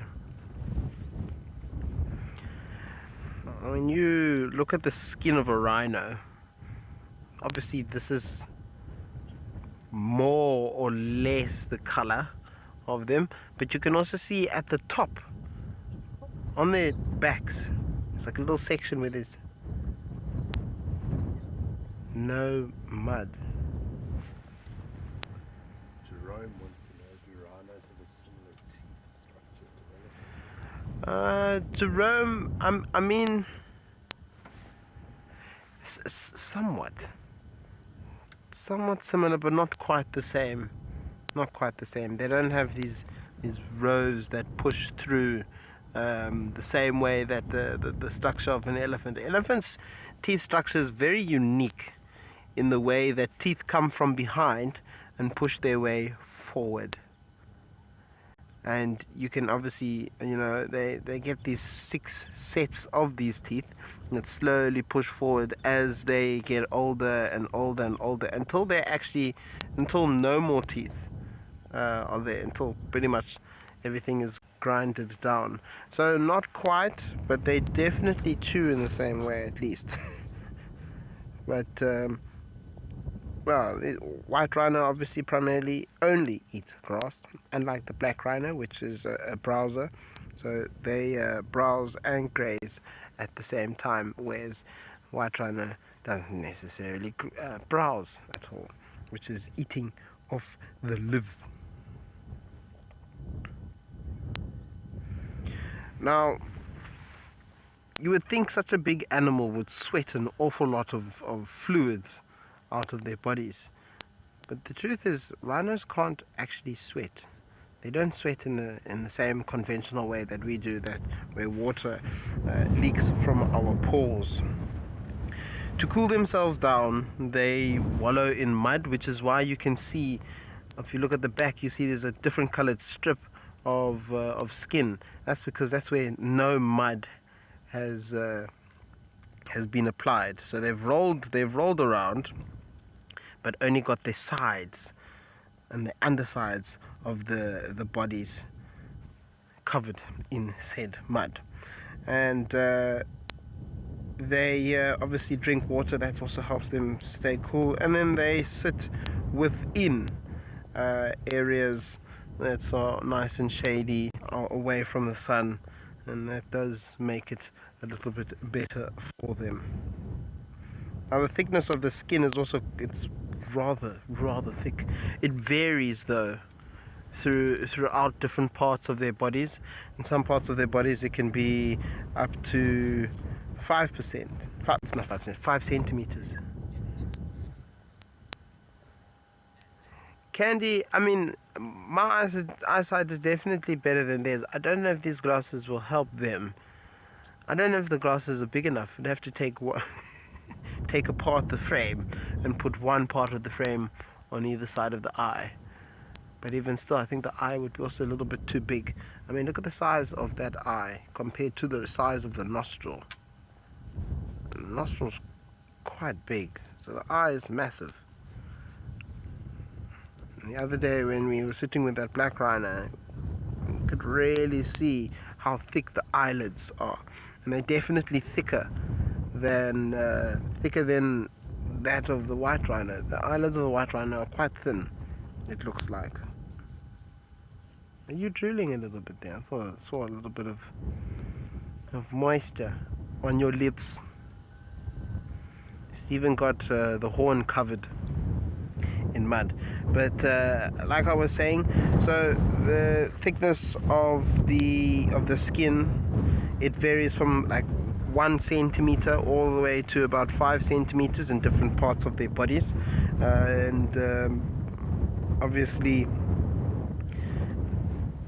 having such thick skin is maybe potentially one of the reasons why they are unable to be able to sweat. However, they can thermoregulate themselves very, very well.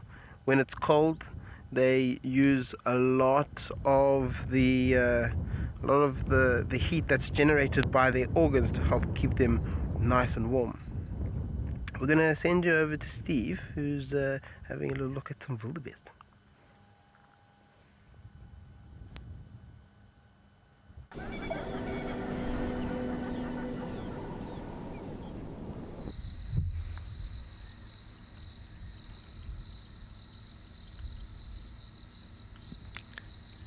Oh, wildebeest probably sweat.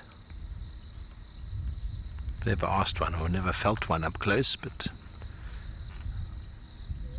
never known a wildebeest to wallow properly, to cover their horns in mud. He's now found his midden. He's going to do some urination and defecation there, I think. He was busy rubbing his preorbital gland up against the branch just before. So everybody, I must just apologize for some confusion. I think earlier I was talking about Black Dam Pride. I might have said new males. The two 4.5-year-old males have sort of formed part of the coalition with the big Shikakutsu male. I don't really have a name for them, so I refer to them as new males. In my mind, I was just meaning the seemingly new dominant males in the area. I haven't seen the old boy in a little while, and the two 4.5-year-olds are incredibly impressive. I don't think I've seen both of them, but the one we saw the other day mating, hey Paul, he was an impressive boy. Very good condition, and they were giving everybody a hard time.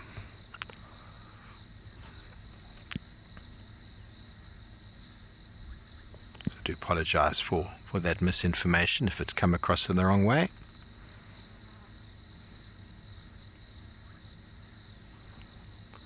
New boys on the block. Last time I saw the Shikakutsu male was back in May on the dam wall, and he was quite stiff, definitely getting old. But the Tracker Academy 2 weeks ago, Paul, it was when Ben was here, it was 2 weeks ago, they tracked the lines and found 3 males in the area with 1 female being mated with. So he's definitely around. I haven't seen him or 2 males together at all. So yes, this is the same male for this patch, this little Serengeti area. There's another one on the other side of the river on the old airstrip. Both very suitable habitats, perfect habitat for a wildebeest, but this one is much more favorable because he's got some ladies that are visiting him. 4 last we checked. They just ran off into the thickets before. Impalas got spooked and they charged off after them.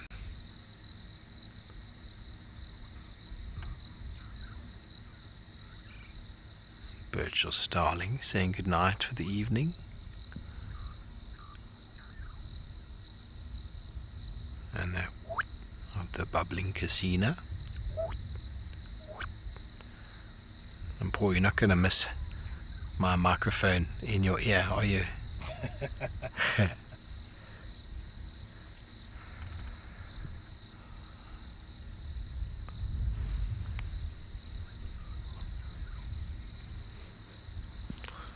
Okay, well, we're going to make a little turn over the river again onto the airstrip side, and we've had some good luck on that side a number of times, so maybe we'll be lucky.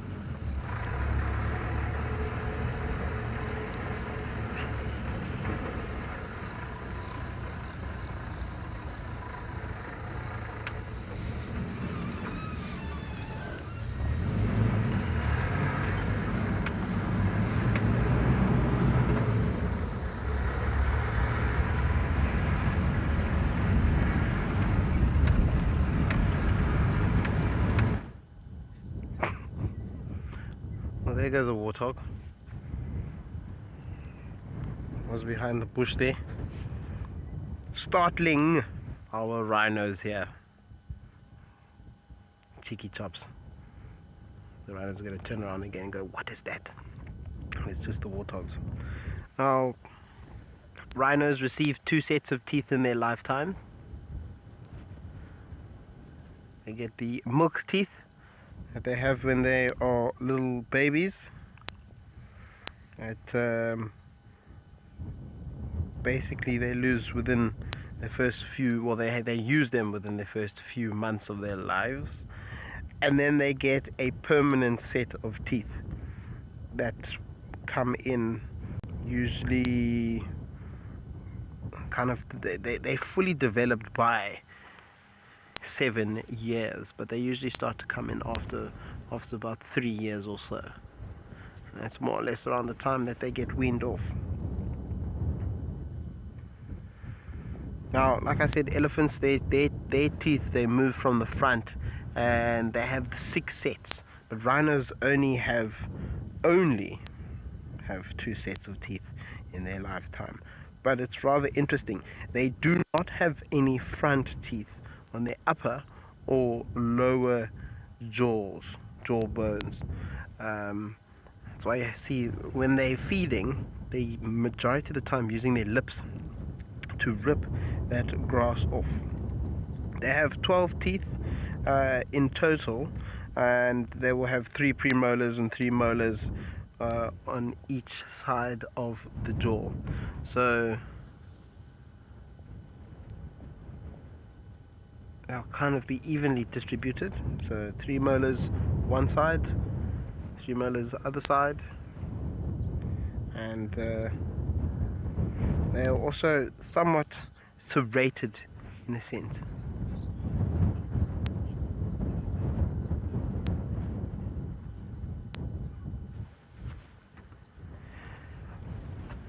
Maxine, no, not really. The grass doesn't have that much tannin in it, especially, well, white rhinos don't necessarily have it, but the black rhinos might, because they will feed on something like a sweet thorn, which definitely has tannins in it, and feed on a whole host of all sorts of other plants and trees that may contain tannins.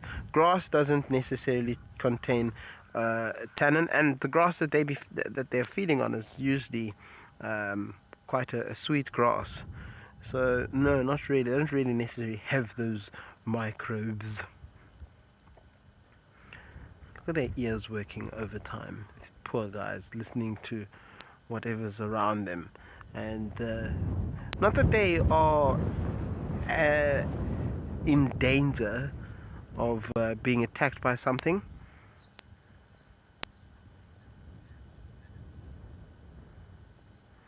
Marks, no, not so much. In this reserve, they actually have the ability to bully lions, and the 3 amigos wouldn't dare. They wouldn't dare go after a rhino. So it's actually they actually live a pretty calm life here, although it doesn't feel like it sometimes, because the way that they've been turning around, the way that they freak out when they hear specific noises, as if it's as if they have been chased by something.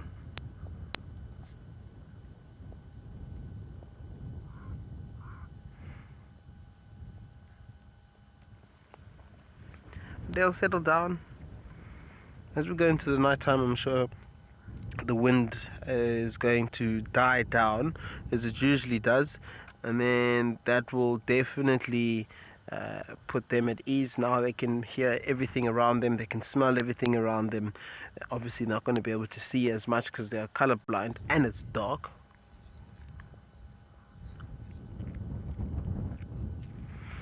Wildlife lady indeed. They're gorgeous animals, and we really have a privilege to be able to spend some time with them, and watch their behavior. Unfortunately, we were unable to find a black rhino this afternoon, but we will not stop searching. They are, like I said, when we did see that lady, they're a little bit harder to find. White rhinos like open areas, open patches of grass within thickets. Black rhinos like the thicket, and they tend to stay in the thicket and usually stand still when they hear vehicles coming past. So unfortunately, these warthogs are becoming a problem. They have become a problem. This is the second circle they've done around these rhinos. And we're going to send you over to Steve, who's found some different pachyderms. Yes, chase them.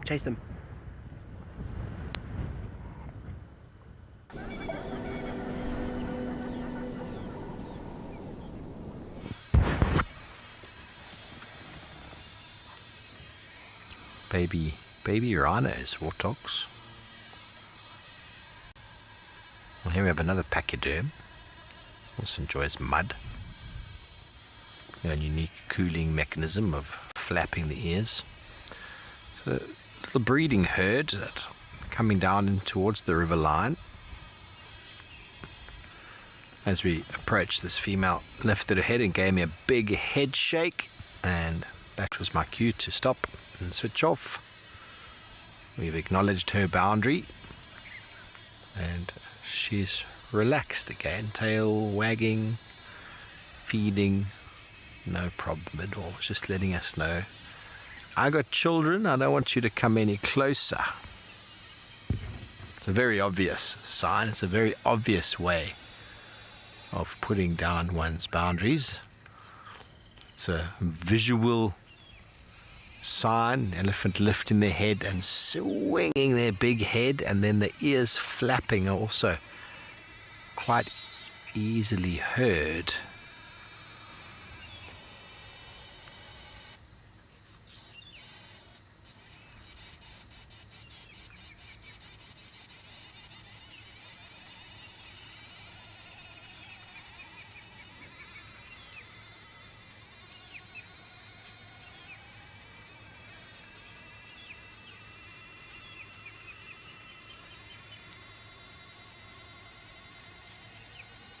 You probably have some bird noises in the background. We've got a couple of fork-tailed drongos bombing a Wahlberg's eagle nearby. Can't see the Wahlberg's. It's in the tree and it's calling. It's trying to say, leave me alone. I've just got babies nearby. The fork-tailed drongos are saying exactly the same. They're saying, hey, we've also got babies nearby. You must go away. But it's getting dark, it's late, I can't fly after dark. They don't care. They don't care. James, it's amazing how big they get on a vegetarian diet, yeah? Well, the largest animals in the world are vegetarians. And the strongest. A gorilla's a vegetarian. Blue whale. Elephant, rhino, hippo. But to be fair, they are eating all the time. Eating all the time.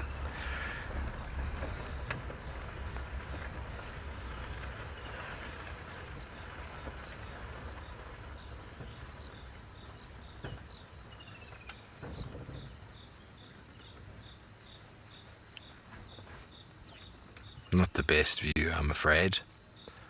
Just giving her some space. There are a little baby there.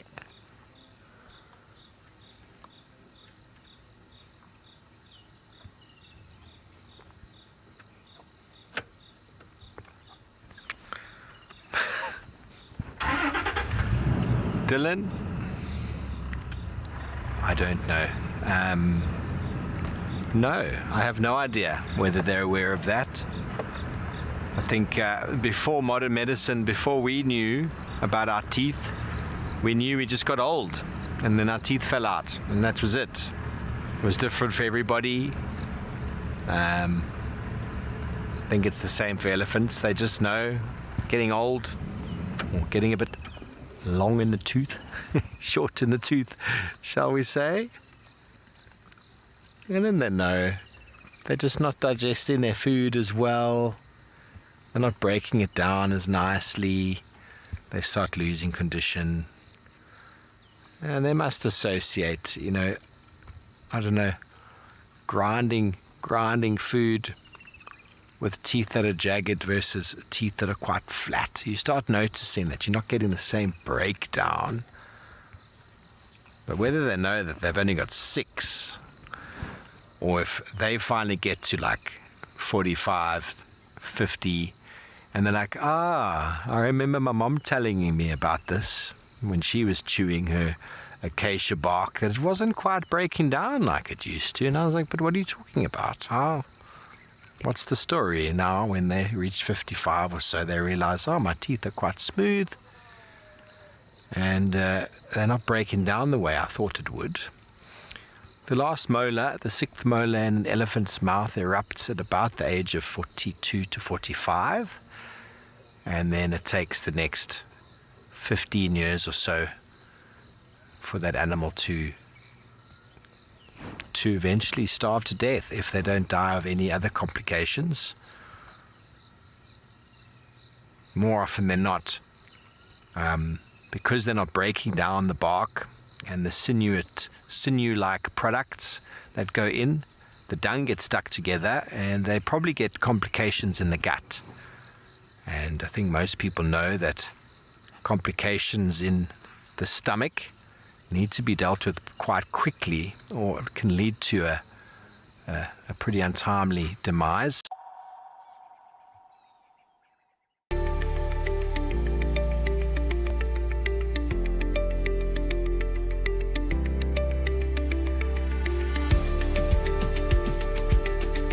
We'll see you out on safari.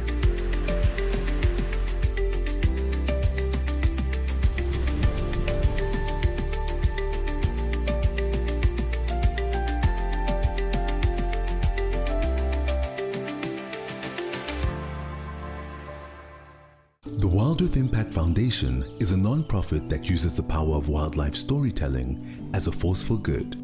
We create sustainable development projects that showcase conservation stories, empower people, and inspire environmental action. As a registered South African PBO, you can make a tax-deductible donation to the Wild Earth Impact Foundation. To find out more, visit our website.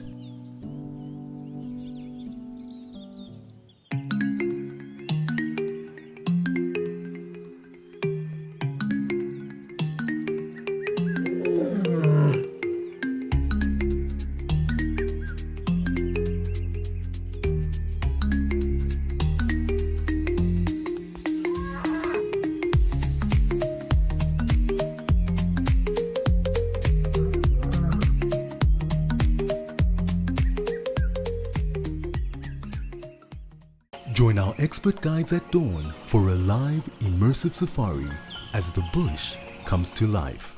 Found ourselves a chameleon, and look how he's changed color. Every sunrise brings new discoveries. Pound for pound, a leopard is one of the strongest cats around. Ask questions, share your thoughts, and connect with nature, live and in real time. Great excitement, great happiness. Start your day with adventure.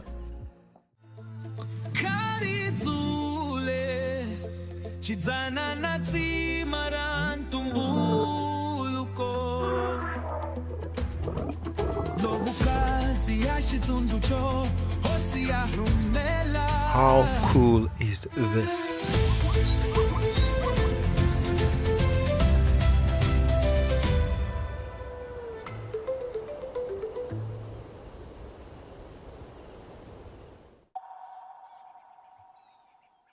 Coming up, it's eating it, and the baby picks it up, learns through association what it smells like, locks it in the brain. The mom's giving little notes along the way. They don't have pen and paper. Their brain just takes it all in. They remember, they learn. So I'm pretty sure that their memory of associating language through whatever frequency it's coming through is exactly the same. It'd be a wonderful superpower to be able to speak at low frequencies. Hey, Mpo. Like, Mpo and I have actually got that because I got a microphone here that you're all hearing me on. But if I make any noise over here, he hears it in his ears as you all do at home. So when we're driving along, I can just talk very softly and he hears everything I say. So he's got a superpower in the back there. He can hear everything I do. Every time I touch my head, scratch my nose. Shame. He's got to be right here listening to me the whole day. It's a blessing or a curse, but anyway. And pause your last afternoon with me for this time.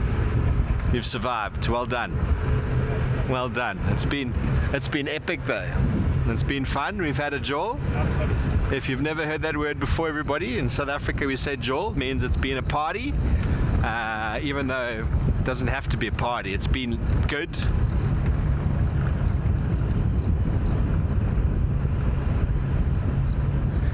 Gigi, we had a really nice bushveld lizard digging the other day. That was pretty special, wasn't it, Paul? Yeah.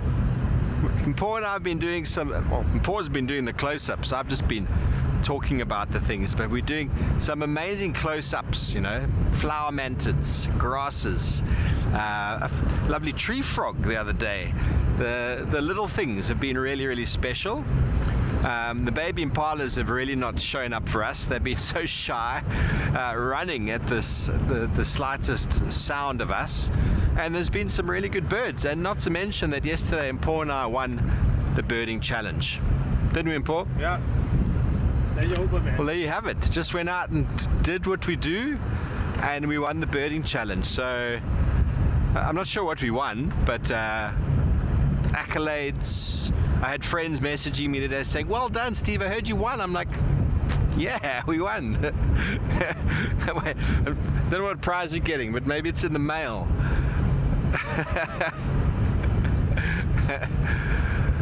The elephants have been quite nice, but it's been pretty quiet. There's been a lot of rain. The rain has been special. The rain has fallen, and it's been lovely to just see how the bush has come alive. The wildlife in general hasn't really shown up for us in a massive way. We've had some good birds, some good ellies, but yeah, it's been a lot about the little things, and being off the vehicle, it's really brought back a lot of memories of bushwalk, which Paul and I used to dominate bushwalk there in the Prylands Conservancy. We used to walk that place up and down. But Paul, it's been real. I'll see you for dinner as well, and tomorrow morning, of course. But let's go and end off things with Eric.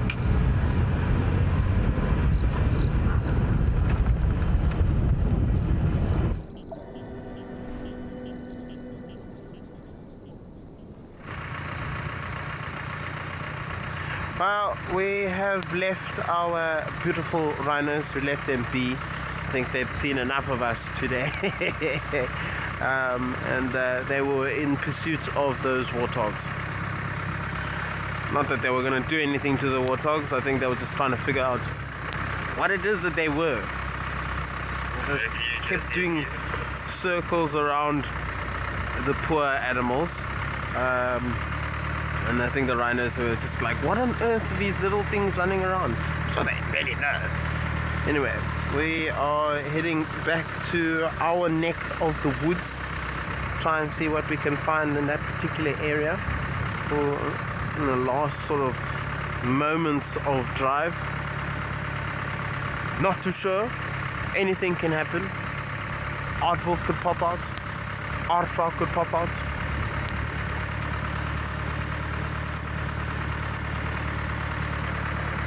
So we did once. Have you seen it since? Before. Okay.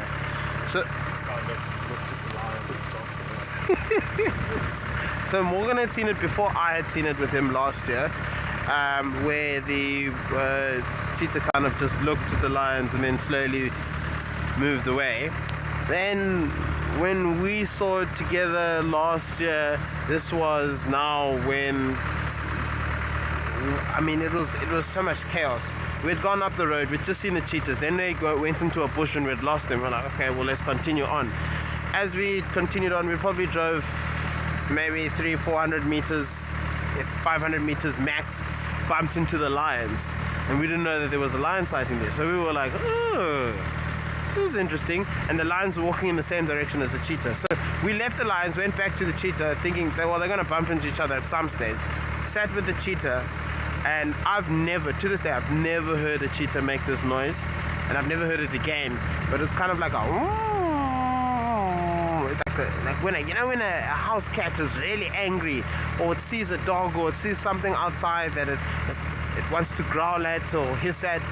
They were doing that. All of a sudden, these lions came running. The cheetah took off, and they went in all different directions. We had Guapa and his son chasing one male cheetah, and the females chasing another 2 male cheetahs. It was chaos. We didn't know which way to go. And there was one stage where the lions were very close to catching a cheetah. They were very close. but they just ran out of steam and ended up slowing down, and the cheetahs continued. But we hope that you have enjoyed the sunset safari as much as we have enjoyed being out here. We hope that you learned something new. As always, thank you for all your questions and your comments. They are rather interesting ones. And we will see you all on Tuesday. We will not see you tomorrow morning. So we hope that you've enjoyed the rest of your weekend and enjoy your week. We'll see you all on Tuesday or Wednesday. Goodbye.